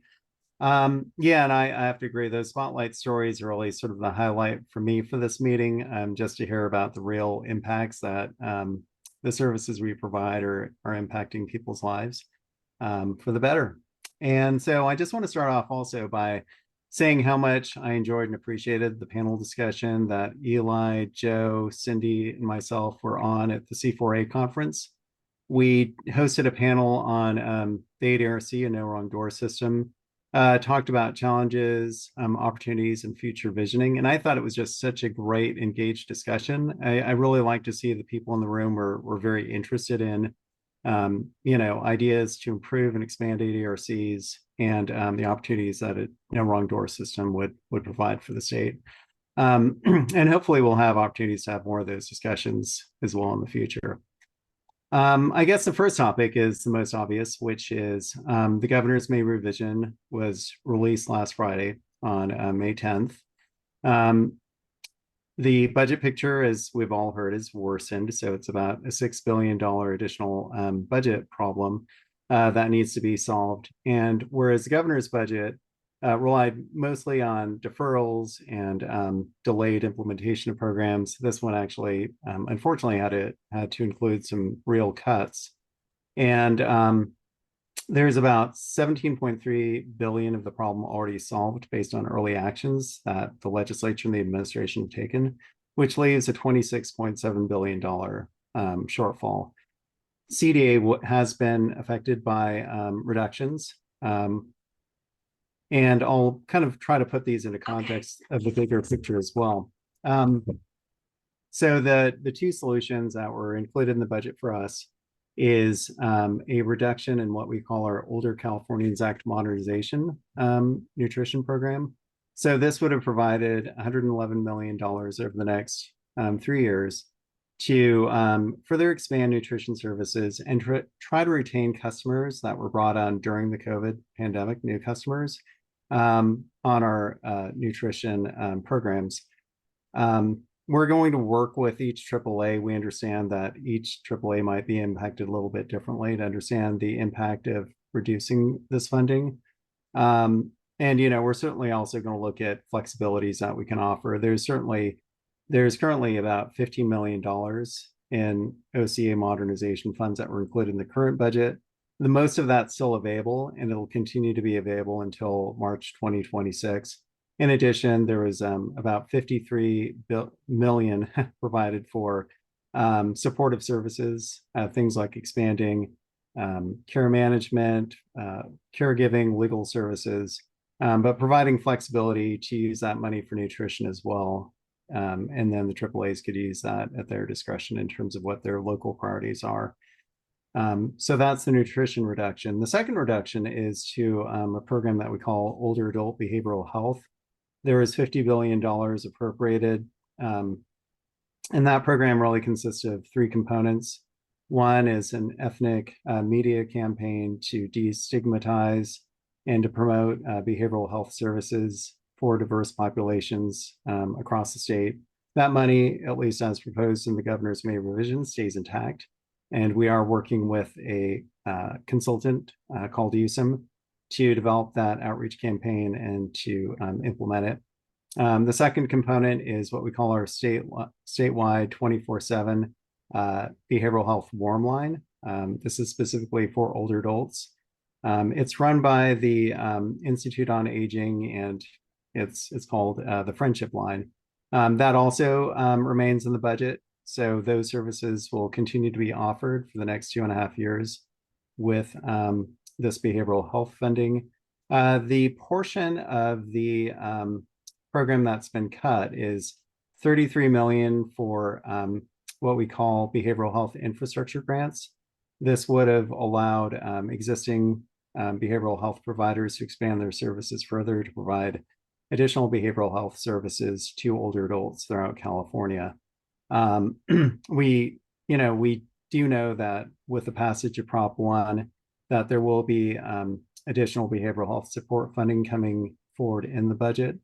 And we've been told by the Department of Finance that older adults would be a priority population to receive funding to expand services to them. So definitely not the budget picture that we'd like to see for our programs. However, if you look across the budget, there's other departments that we're subject to much more deeper, both in percentage and in terms of scope reductions. But yeah, that's kind of what the budget picture looks like for us. And again, we'll be working with our AAAs to really understand the impacts due to the nutrition reduction and to see if the flexibilities can help mitigate some of those issues. So that's the budget update. I'll then move on to something that's a little more positive in nature, which is our Older Californians Month campaign and resource guide. Some of you may already have seen this. It's something that we're very proud of. I think I can share my screen. Oh, is it possible to make me co-host? And if not, I can always email out the resource guide to the group. Do you know, Wilson, if it's possible to make me? You should be able to share now. Okay, perfect. Thank you. Okay, perfect.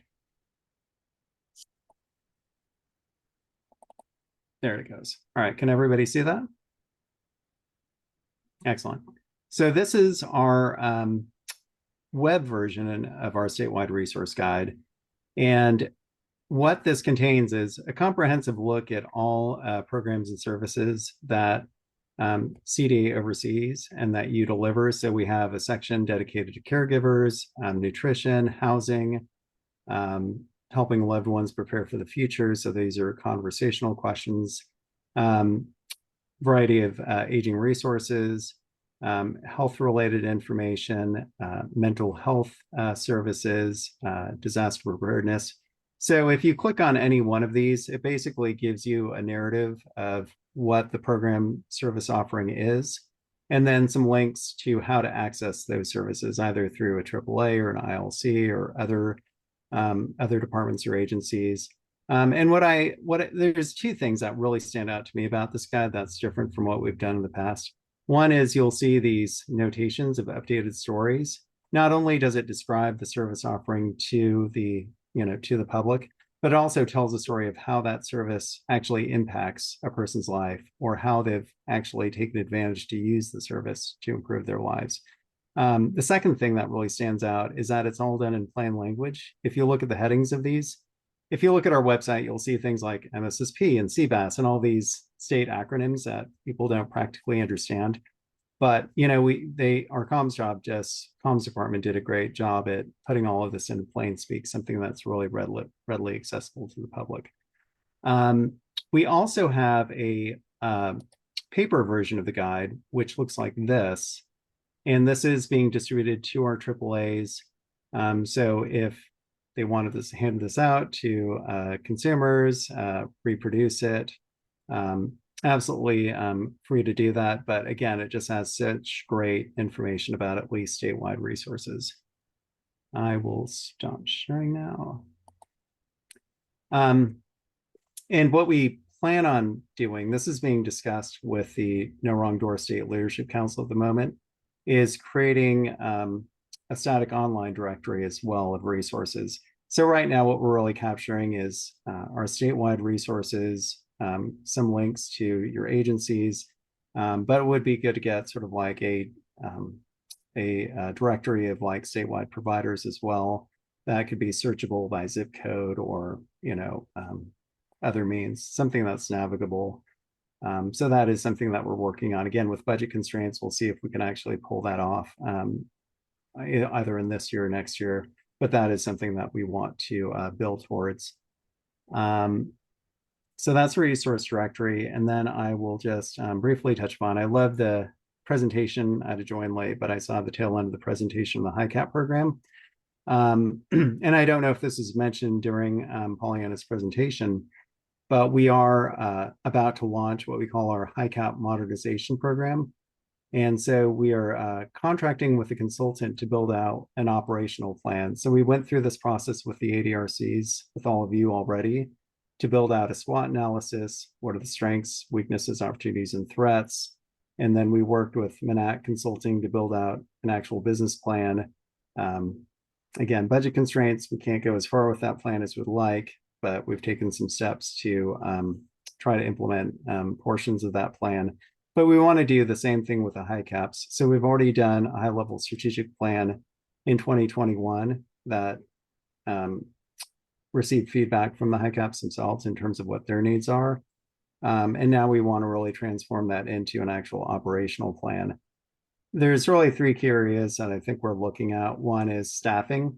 We've really seen staffing levels decline pretty significantly among our HiCap volunteers, especially during the pandemic. There's been about a 20% decline, which also accompanied about a 20% decline in services offered as well. The program only serves about 1% of Medicare eligible beneficiaries. So really the goals are promote the program so that more people understand that, or aware that it's offered. Two is to grow the staff, right? Either through recruiting additional volunteers, hiring paid staff, but really get staffing levels back up to where they need to be. And then third is really focus on training. So additional training and maybe creating some sort of like state technical assistance center that HiCap volunteers can go to for additional assistance. But we really want to talk this through with the HiCaps and see what plan and how they'd like to see this implemented. So we'll be starting that over the summer. We just executed the contract with Manac Consulting, so we should be kicking off that effort soon. So those are the key updates I had for today, and happy to answer any questions you might have. Great, Mark. Thank you very much. I will kick off the questions myself and open it up to everybody. You had mentioned that using with the budget shortfalls and the MOCA funding, you had mentioned some flexibility in like through supportive services and can be named one other thing, and I didn't quite catch it. Oh yeah, so there's basically two components to OCA modernization. One is the nutrition funding, and for budget year going forward, that funding is proposed to be cut. However, there was a first installment of the funding made in the current year, which was for 15 million. That's not going away. So that first installment of OCA modernization nutrition funding will continue to be available to the AAAs through March of 2026. And I can say that not very much of that money has been spent yet. So that might help sustain consumers. And then there's the supportive services funding, which was 53 million. That will also be available over the next 3 years. Great. Thank you. Mm-hmm. And then my second question was for the resource guide. You started about Older Americans Month. Were you saying that this is the launch? Yeah, so this is one of the highlights of Older Californians Month, and I'm glad that you're circling back to this. Because the other component of the campaign, we always like to have a call to action when we have campaigns, because otherwise, we can celebrate Older Californians Month, and we absolutely should. But what is it that we can do locally and in our communities to really take action on, on improving the lives of older adults? And so part of the campaign is called Start the Conversation. So I mentioned that there's one section in that online website that talks about, sort of like helping older adults. And it has a series of questions. So if you have an older adult, like family member, say grandmother, grandfather, parent, or even an older adult having a conversation among themselves, just planning for the future. Do you have a financial plan? Do you have a disaster recovery plan? Just starting those conversations. And there's some suggestions in terms of like how to word certain questions so it doesn't come across as being, intimidating or threatening to somebody, but it's really just a good sort of like warm conversation starter to really start engaging in these meaningful conversations that, we should be having with ourselves as we age, but, for those loved ones who are older, really starting the conversation with them as well. Thank you. So I'll open it up to others. I saw Ramon and then I saw Joe. All right, it's Ramon, 2 questions. One, the department had a $5 million appropriation for data and research on LTSS for older adults and people with disabilities. Is that okay? It is. Yeah, that is intact. Yes. All right. The second is the guide available in Spanish? I believe so. I'll have to check with our comms group, but I believe that it is. Bill? Yeah, thank you. So Mark, appreciate the updates with HICAP, and I'm curious as going forward, I know you're going to be working with the HICAPs to see the modernization and how that might work. In light of AAAs and or ADRCs that are intricate with our HICAP program, the fact that it's in the area plan and with an ADRC in our presentation this morning of how they work symbiotically. I'm just wondering if there's an opportunity for ADRCs and or AAAs to weigh in on it.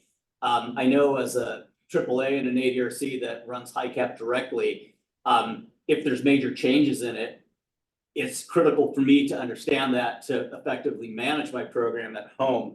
And then I think the other piece of it is if we are looking to increase the training, which is great, get more HICAP volunteers. I'm totally excited to market this program, but currently we're only hitting 1% of the state. I am concerned if this marketing takes off, how are we going to take on the massive amount of people that will begin to call? It's challenging, and I know all HICAP programs across the state right now, during open enrollment, we're slammed. We're turning people away, we're referring people back to Medicare. Anyway, I know you probably don't have an absolute answer, but I just want to at least raise those up as concerns and just something to consider as we move forward. Yes, absolutely. To your first question about, AAA and ADRC involvement in these planning sessions, absolutely. When we, get to the point of convening sort of like stakeholder invite lists, AAA directors, if you want to attend, to absolutely invited to, ADRC program managers. Like you say, there's a very close connection. So we want to make sure that all affected parties are in the room and having this conversation so that we can really understand what's going to work best in terms of an operational plan. To your second point, yeah, very good one about if you build it and they come, then what? So, and this is going to be part of the strategic conversations we have with this business planning. I sometimes think that maybe launching pilots would be the way to do it instead of trying to do some sort of like statewide promotion campaign. But if we, pick different like local jurisdictions and we say, let's see if we do an outreach campaign, what will our percentage uptake be? That might be, a better way to kind of like test it. We do have a funding source, which is our HICAP fund. Currently it does have a surplus. So to do like a pilot program, we could probably tap into that. Again, that's going to require the approval of the Department of Finance and the legislature. But our plan is to put together the plan and then, present that to like our control agency partners, like, agency in the governor's office, and then, with their blessing, take it forward to the legislature. And then, if the plan's approved, then we would look to secure funding out of the HICAP fund to at least do like, pilot implementation of the plan. Thank you. Mm-hmm. Go ahead, Larry. Hi, Larry Graven from Skill down in Claremont. Couple things. Number one, could you make sure that the ILCs get a copy of that guide? I think that's very important for us to have. And then second, you're talking about a pilot program, why not staff a HiCap person in an ILC as a pilot program? It's a great idea, you know, so that's something else that as we're having these meetings. Yeah, that's the thing. That's why we absolutely want to have these stakeholder meetings so that we can get ideas like that on the table. It's a great idea. Love to get one in my center. Eli. Yeah, just following up on Larry's comment, and some of us who have been in the independent living center world for years, remember when we were funded by Social Security to provide benefits counseling, more on the SSI and Medi-Cal side. But many of us have continued to do benefits counseling through local funding or scrappiness, for lack of a better word. So this, yeah, for all of these points raised, it seems like a great opportunity to leverage the ADRCs and frankly, the institutional knowledge that both our AAAs and our independent living centers have around, if we call it options planning, benefits counseling, SSI, you know, Social Security, Medi-Cal, Medicare, duals. And then, you know, the other thought would be in terms of funding, I mean, we've talked quite a bit about ALAIM in previous conversations, and there's a key, you know, piece of this that's really around, you know, enhanced case management, supporting navigating an individual. And I wonder, you know, obviously as the business, you know, plan gets and the SWOT analysis gets developed for HiCap, if it plugs into that, you know, opportunity as well. So really not a question, more comments. Yeah, great points. And we will be inviting DHCS to attend these meetings because I would like to see how CalAIM can intersect with this. I think I would be surprised if Anastasia from DHCS, who's the head of their Office of Medicare Innovation, wouldn't attend. She's been involved in our HiCap modernization efforts to date, so I could definitely see her being involved with this. Any other questions? Great, seeing no hands, Mark, thank you very much. Absolutely. Appreciate all the updates.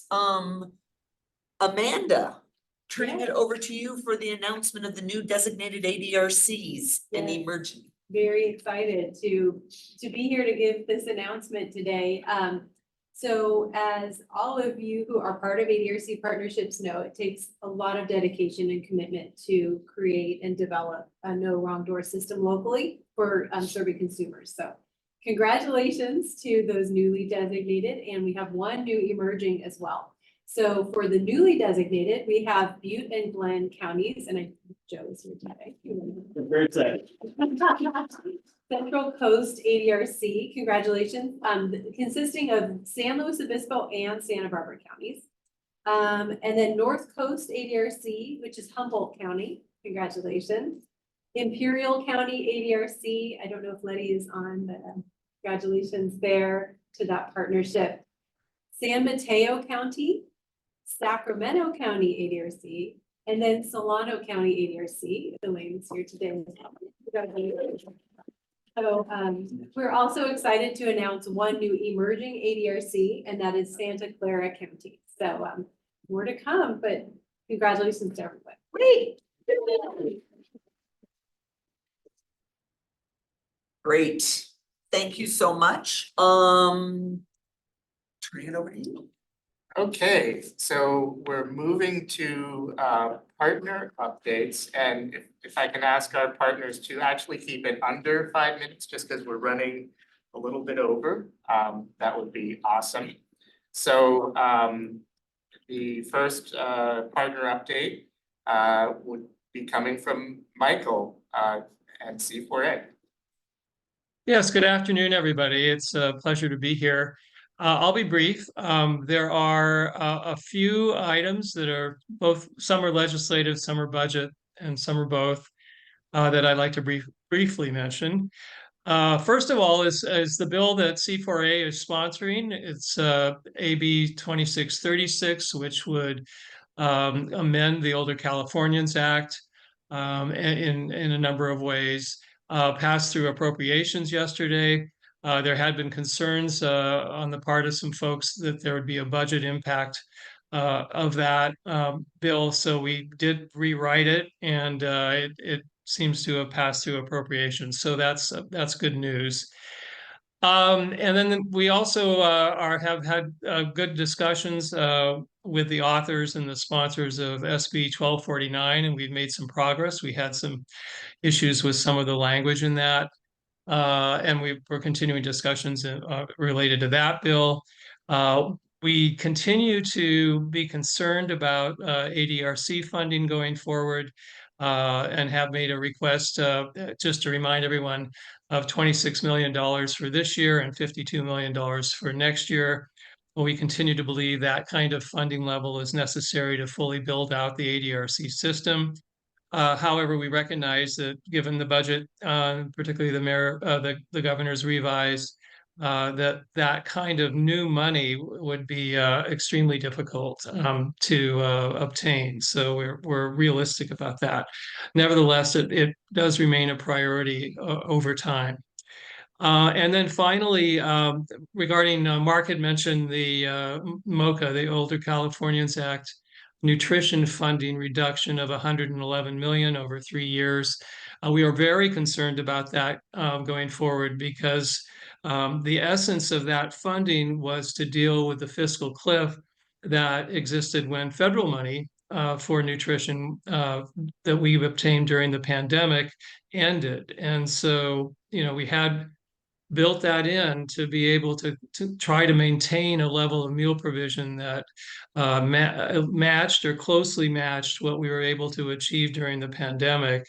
And so we're very concerned about losing that money, because that will have a negative impact on meal provision in various formats in California.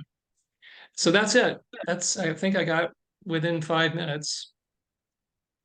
Thank you so much, Michael. Yes, you did. All right, so our next ex officio Department of Veterans Affairs, and I believe Sean is here to report out. I am, thank you. And thank you for having me. Pleasure to be here. I'm going to take my short amount of time, keeping it brief as well, to talk about 2 active grant programs that we're working with. One of which I believe this body is informed about, well, both of which possibly. One of which is the Veteran Support to Self-Reliance pilot. That's focused on aging veterans who demonstrate high acuity. That's a fully encumbered program. It's in progress. We're still about midway through in our observational period, still collecting data. Veterans are enrolled. We have staff in place, and so that is a rolling grant program that's continuing. The other of which is the California Veterans Health Initiative Mental Health Services Grant Program. We published a NOFA on that back in April. And as of right now, we don't have any indication that the program will be impacted by the budget. The May revise hadn't given any indication that there will be any changes in the timeline or any indications any changes in the funding. It's a $38 million grant program, and so we're still receiving questions on that. We anticipate questions to keep coming in until the end of this month. And applications for that grant program we're going to see finalized in July. So July 12th is the deadline for applications. That grant program focuses on outreach to expand mental health services, access to mental health services, and mental health services per se, for veterans who are in need of those services, specifically veterans who are hard to reach or are underserved, either through any number of reasons, racial, cultural. And so that we're still going with that. It's a program heavy in outreach, although there are other pillars that we're seeing that we're going to see applications come in at, addressing case management and addressing peer support, addressing cultural competency. And so we're excited that we're still moving on with that, and we haven't seen any changes in that as of yet. So more to come though as we move along. Thank you. Sean, thank you so much. Our next ex officio, the Commission on Aging, Carol. Yes, I'd like to provide an update on our 4 sponsored bills first. AB 1993, which focused on increasing the 6-bed cap on small RCFEs to 10. To our surprise, it got out of Assembly Appropriations yesterday, despite $1 million price tag from DOJ, Division of Medi-Cal Fraud and Elder Abuse. We were surprised by that price tag. The committee amended the bill to lower the number to 8. And I think they were expecting it to lower the fiscal impact on the bill. So it's going to the Senate, and we're very excited. This is our 3rd bite at the apple. So really happy it's still moving forward. Our second bill, AB 2207, which is state boards and commissions. It's adding commission or Department of Aging or aging representative representation on 6 committees and councils at the state, Alzheimer's disease and related disorder, California Healthcare Workforce Education and Training Council, the Workforce Development Board, the Behavioral Health Planning Council, the Mental Health Services Oversight and Accountability Commission, and the Interagency Council on Homelessness. Unfortunately, it did move to the Senate, moved out of the Assembly to the Senate, but we have learned that the Department of Healthcare Access and Information intends to put their 100K price tag on adding 2 new members to their Workforce Education and Training Council. So we will be amending to move that to delete that particular council because we'd rather have representation on 5 than none at all. So, but we will come back, and because workforce is of course a priority for the commission. Our third bill is AB 2620, which is really focused on modernizing the Commission on Aging statute. Most importantly, reducing the total number of commissioners from 25 to 18, which has been our historical number that we've had. Our quorum requirements, though, are tied to the number 25, so this will enable the commission to achieve a quorum much more easily. It moved to the Senate on May 9th, and there's been no opposition to date, so I fully expect that one to go forward. And then our fourth bill is SB 1249. It is moving to the Senate floor, and I want to thank CPRA and Michael Costa for engaging with the commission and Senator Roth's offices to address concern and propose amendments. We have reviewed some proposed amendments with the C4A representatives, and Senator Roth has indicated he would be moving those amendments forward when it moves to the Assembly Aging and Long-Term Care Committee. We now have a FAQ document that's available to anyone who's interested. And I don't know how to distribute. Michael, will you be distributing it out, or would you like me to send it to Wilson? I can send it if you want. Okay, that'd be great. And then CDA is actually hosting, I hope everyone's heard about this, an informational forum focused on AAAs on May 29th from 10 to 11.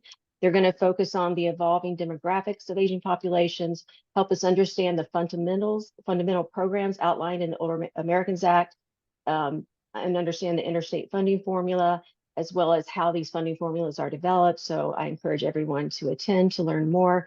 And then finally, I hope everyone is also aware that the commission is celebrating our 50th anniversary on June 26th. I encourage everyone to go to the ccoa.ca.gov website where you can purchase tickets. You can also purchase ads in our program. We're very excited. We just landed our title sponsor, which is the Sacramento Region Community Foundation, and they're going to be sponsoring $50,000 in for Sac State gerontology related programs. So we'll be able to give scholarships to students at Sac State, hopefully to UC Davis as well, but to encourage them to engage in gerontology, geriatrics, and related fields. So we're really excited about that. And that's it for me. Any questions? Thank you so much, Carol, and looking forward to celebrating your 50th anniversary. Our next presenter is California Foundation for Independent Living Centers, and I believe we have Dan on the line. Good afternoon, everyone. Dan Okenfuss, Public Policy Manager with CFILC. Happy to be here to provide our partner update. Our big news is that we have a new office, and we are having a ribbon cutting ceremony on June 10th, Monday, June 10th. at 11 a.m. We are actually just a little bit northwest of you guys at the Department of Aging on 3900 Lenane Drive. It's kind of like, right past Truxell Road. So over in that office park. So we're going to have a ribbon cutting ceremony, dignitaries, tour the office, meet our team, and I have details on that on our social media. Secondly, it's going to be a big week for us. Following the grand opening, we have our Independent Living Capital Advocacy Day, which will take place on June 11th. We'll be having a number of our members, consumers, coming to Sacramento to visit with their state legislators. And then we have our statewide membership meeting, June 12th and 13th. I believe a lot of people here in this room are maybe coming to do presentations at our membership meeting. Some past events since our last ADRC meeting I wanted to share. We've been out and about in the state. We were happy to send people over to the C4A conference earlier this month, and hats off to Michael. He put on a great show. I thought that was a great conference. And there were not one but two panels on ADRCs during the breakouts, and I thought that was really fabulous to see that attention. Also, we were at the Ability Tools Expo. That was earlier in April, and we had a big turnout from our AT department, our AT program down there in LA for that expo. And then we're also looking forward to traveling to Washington, D.C. in July for the National Conference Independent Living Conference, NICL, and we'll be visiting with our federal representatives during that conference. And then finally, last week we had a great ceremony at the state capitol. The pledge to create a legislative disability caucus. This is an event that was held on the Capitol steps, and there was a resolution commemorating the anniversary of the 504 sit-ins, and it was very well attended. We had about 6 legislators and various representatives of the disability community there for the press conference. So it's been a big month. Thank you. Thank you, Dan. Do we have anyone on the Zoom from the Department of Developmental Services? Yes. Good afternoon, everybody. I'm Lucy Ezralu. I'm actually sitting in for Lay Arcosola, who's our aging specialist, and who sends her regards and regrets to everybody. She had to attend to an emergent issue. And she did not provide any particular updates for me to share with you. But I am certainly enjoying hearing about our partners' updates from all of you. Thank you. Okay, thank you, Lucy. Just curious, do you have any information you could share around the master plan on developmental disability? No, actually, I do not, so I would really would like to have some talking points to share with you around that, but I don't have that. No worries. Thank you for joining us. The next ex officio is Department of Healthcare Services. And I believe Dew is on. Yes, good afternoon. My name is Dewey. I'm an analyst with Department of Healthcare Services. Just want to do a quick update for 2 new staffing for DHCS support. We have our staff service manager, her name is Gina Gunter, and also our health program specialist, Kelly Flores. They weren't able to enter the initial Zoom link, but I see them in the attendees. If we can unmute them so that they can do quick introductory, if that's okay.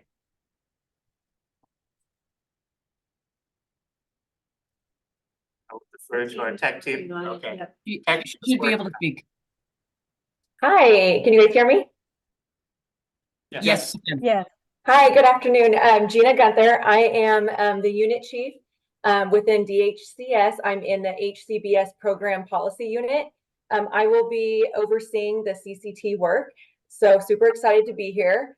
And then also, as Dewey kind of mentioned, Kelly Flores, she will be our project director for the CCT project and activities. So at this time, we don't have any updates, but happy to be here and looking forward to attending these meetings with you all. So thank you. Thank you so much and welcome. Thank you. Do anything else on your end? Nothing else on our end. Okay. Next is Department of Rehabilitation. Anna. Thank you, Eli, and everyone. So Mark went over a little bit with the May revise that came out on the 10th. So I won't repeat that piece, but wanted to talk a little bit about the impact of Department of Rehab. We have been fairly fortunate at this point to have minimal impacts to programs and services, even with the current budget condition. There are 2 new pieces in the May revise and trailer bill language for DOR. One is establishing the Employment First Office, which will drive the development of statewide policies that promote the employment of people with the most significant developmental disabilities. So we're looking forward to that. It will help us with coordinating services and supporting individuals with developmental disabilities to gain employment. Also, you may have seen, we also have a proposed renaming of DOR as Disability Works California. We will be following this with a comprehensive rebrand and outreach campaign that will enhance our reach to all people with disabilities, as well as employers, educators, and families and stakeholders.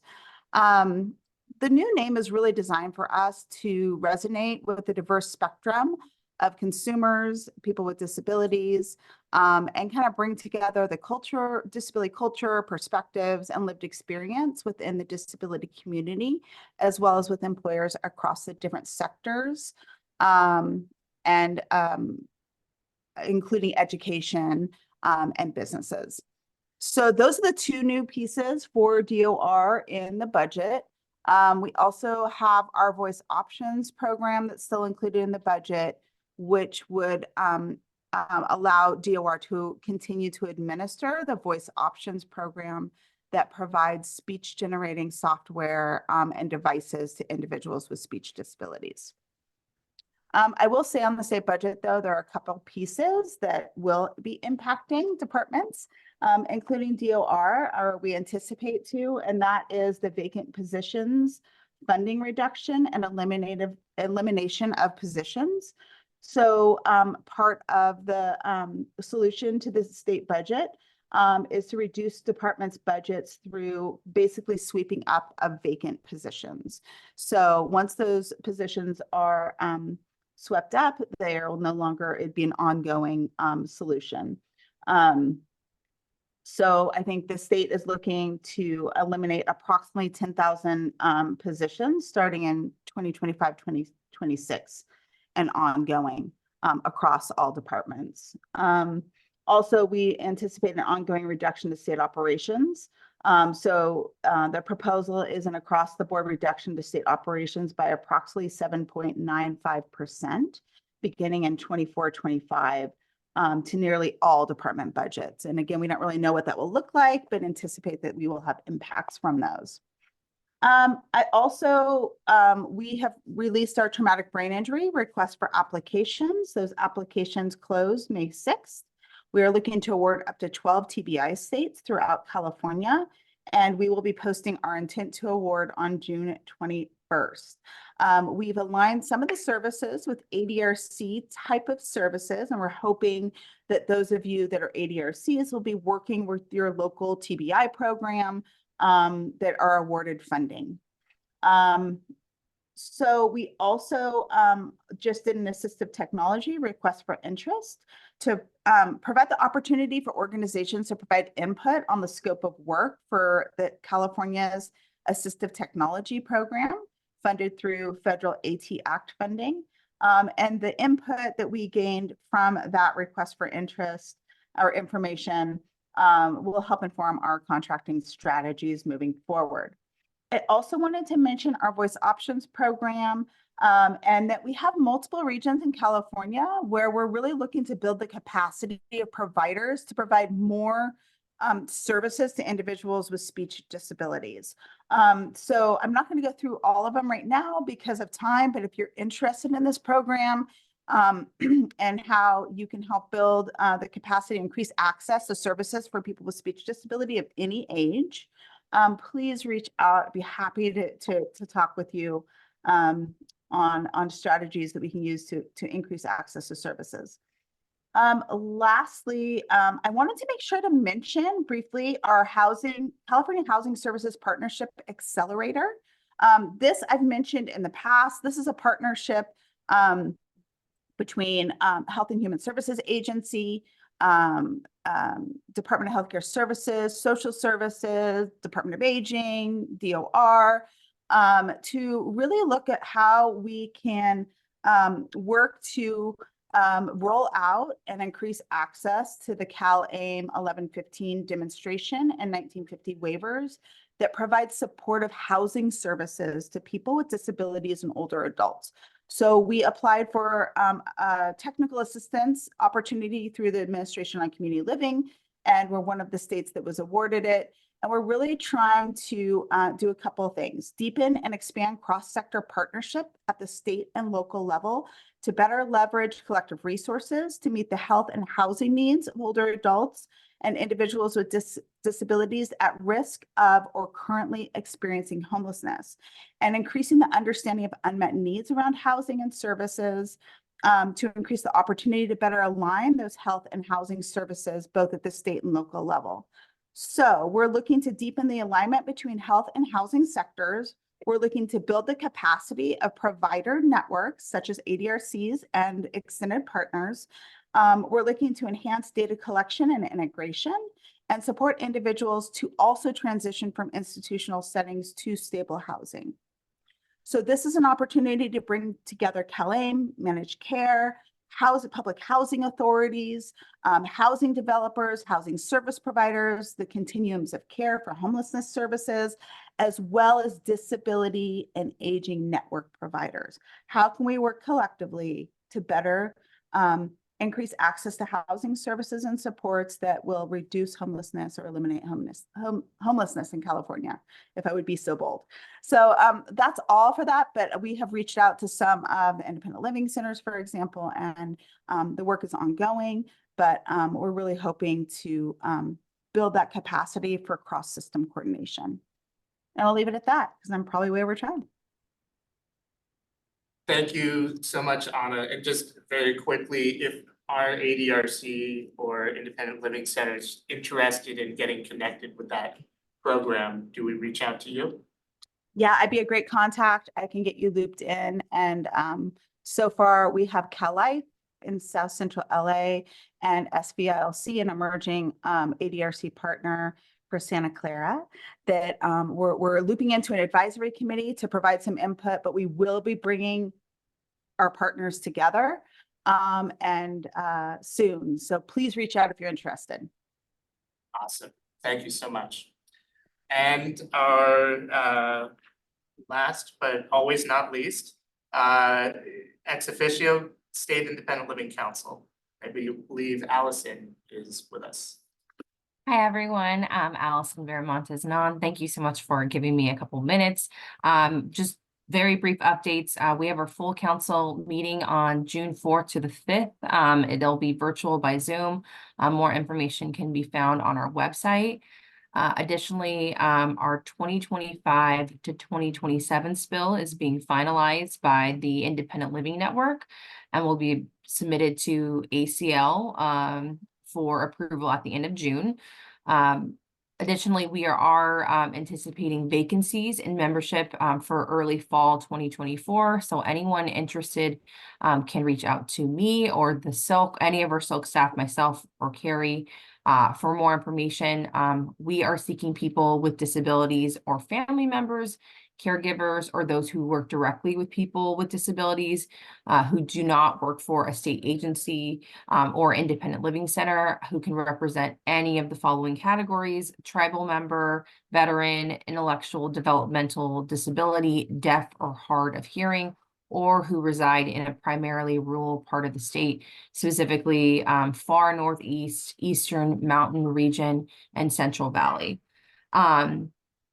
The last thing is the Silk will be vacating its offices in late summer. So there's a new mailing address, and all of the staff, so myself, Carrie, and Danielle, have new phone numbers, but all of our contact information is available on our website. And that is all that I have to share today. Thank you, guys.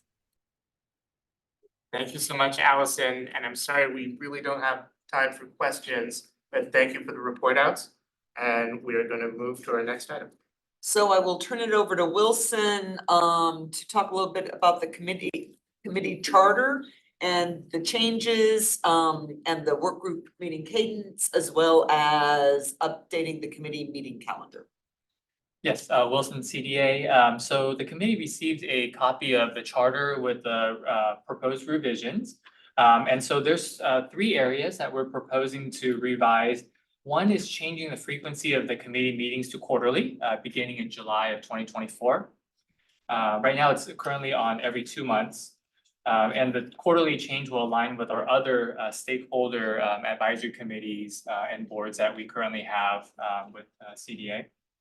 And the second change is clarifying the flexibility for work group meetings to be ad hoc. Because it would enable us to be able to be as productive as possible and utilizing committee members with the capacity and knowledge to participate based on topic areas versus ongoing work groups. So again, it's just clarifying the flexibility for ad hoc. And then the third is encouraging in-person participation for committee meetings. And then so I'll turn it back to Eli and Cindy. If any questions or want to make a motion. Yeah, so any comments on the proposal? If not, I'd like to call for a motion. I'll motion to support changes. Thank you, Joe. Do I have a second? Second. Larry, second. All in favor? Aye. Aye. Opposed? Great, motion carries. Thank you so much. All right, we are moving to final public comments. Are there any members of the public that would like to comment on any of the items we've covered in the second half of the meeting?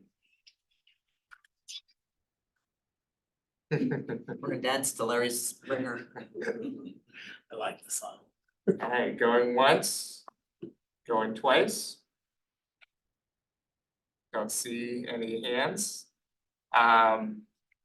Or Helen, did you have a comment or you just, okay, great. All right, moving to our next item. Great, so then summary and any action items, and Wilson is the one who takes copious notes, so I'll look to Wilson to see if we have any action items. Yeah, this is Wilson again, CDA. So I have 3 action items. One is emailing our ADRCs to let them know about the MIPA funding increases and also encouraging conversations between the AAAs and the ADRC partners. And then second is providing the HICAP Bureau's contact information to committee members. And then also providing a list of HICAP providers with their specific coverage areas to the committee members in case you want to share it with your partners. And then the third thing we have is sending out or providing the web version and also the printable version of the statewide resource guide that Mark had mentioned about earlier. Is there anything missed? I think so. Excellent. Okay.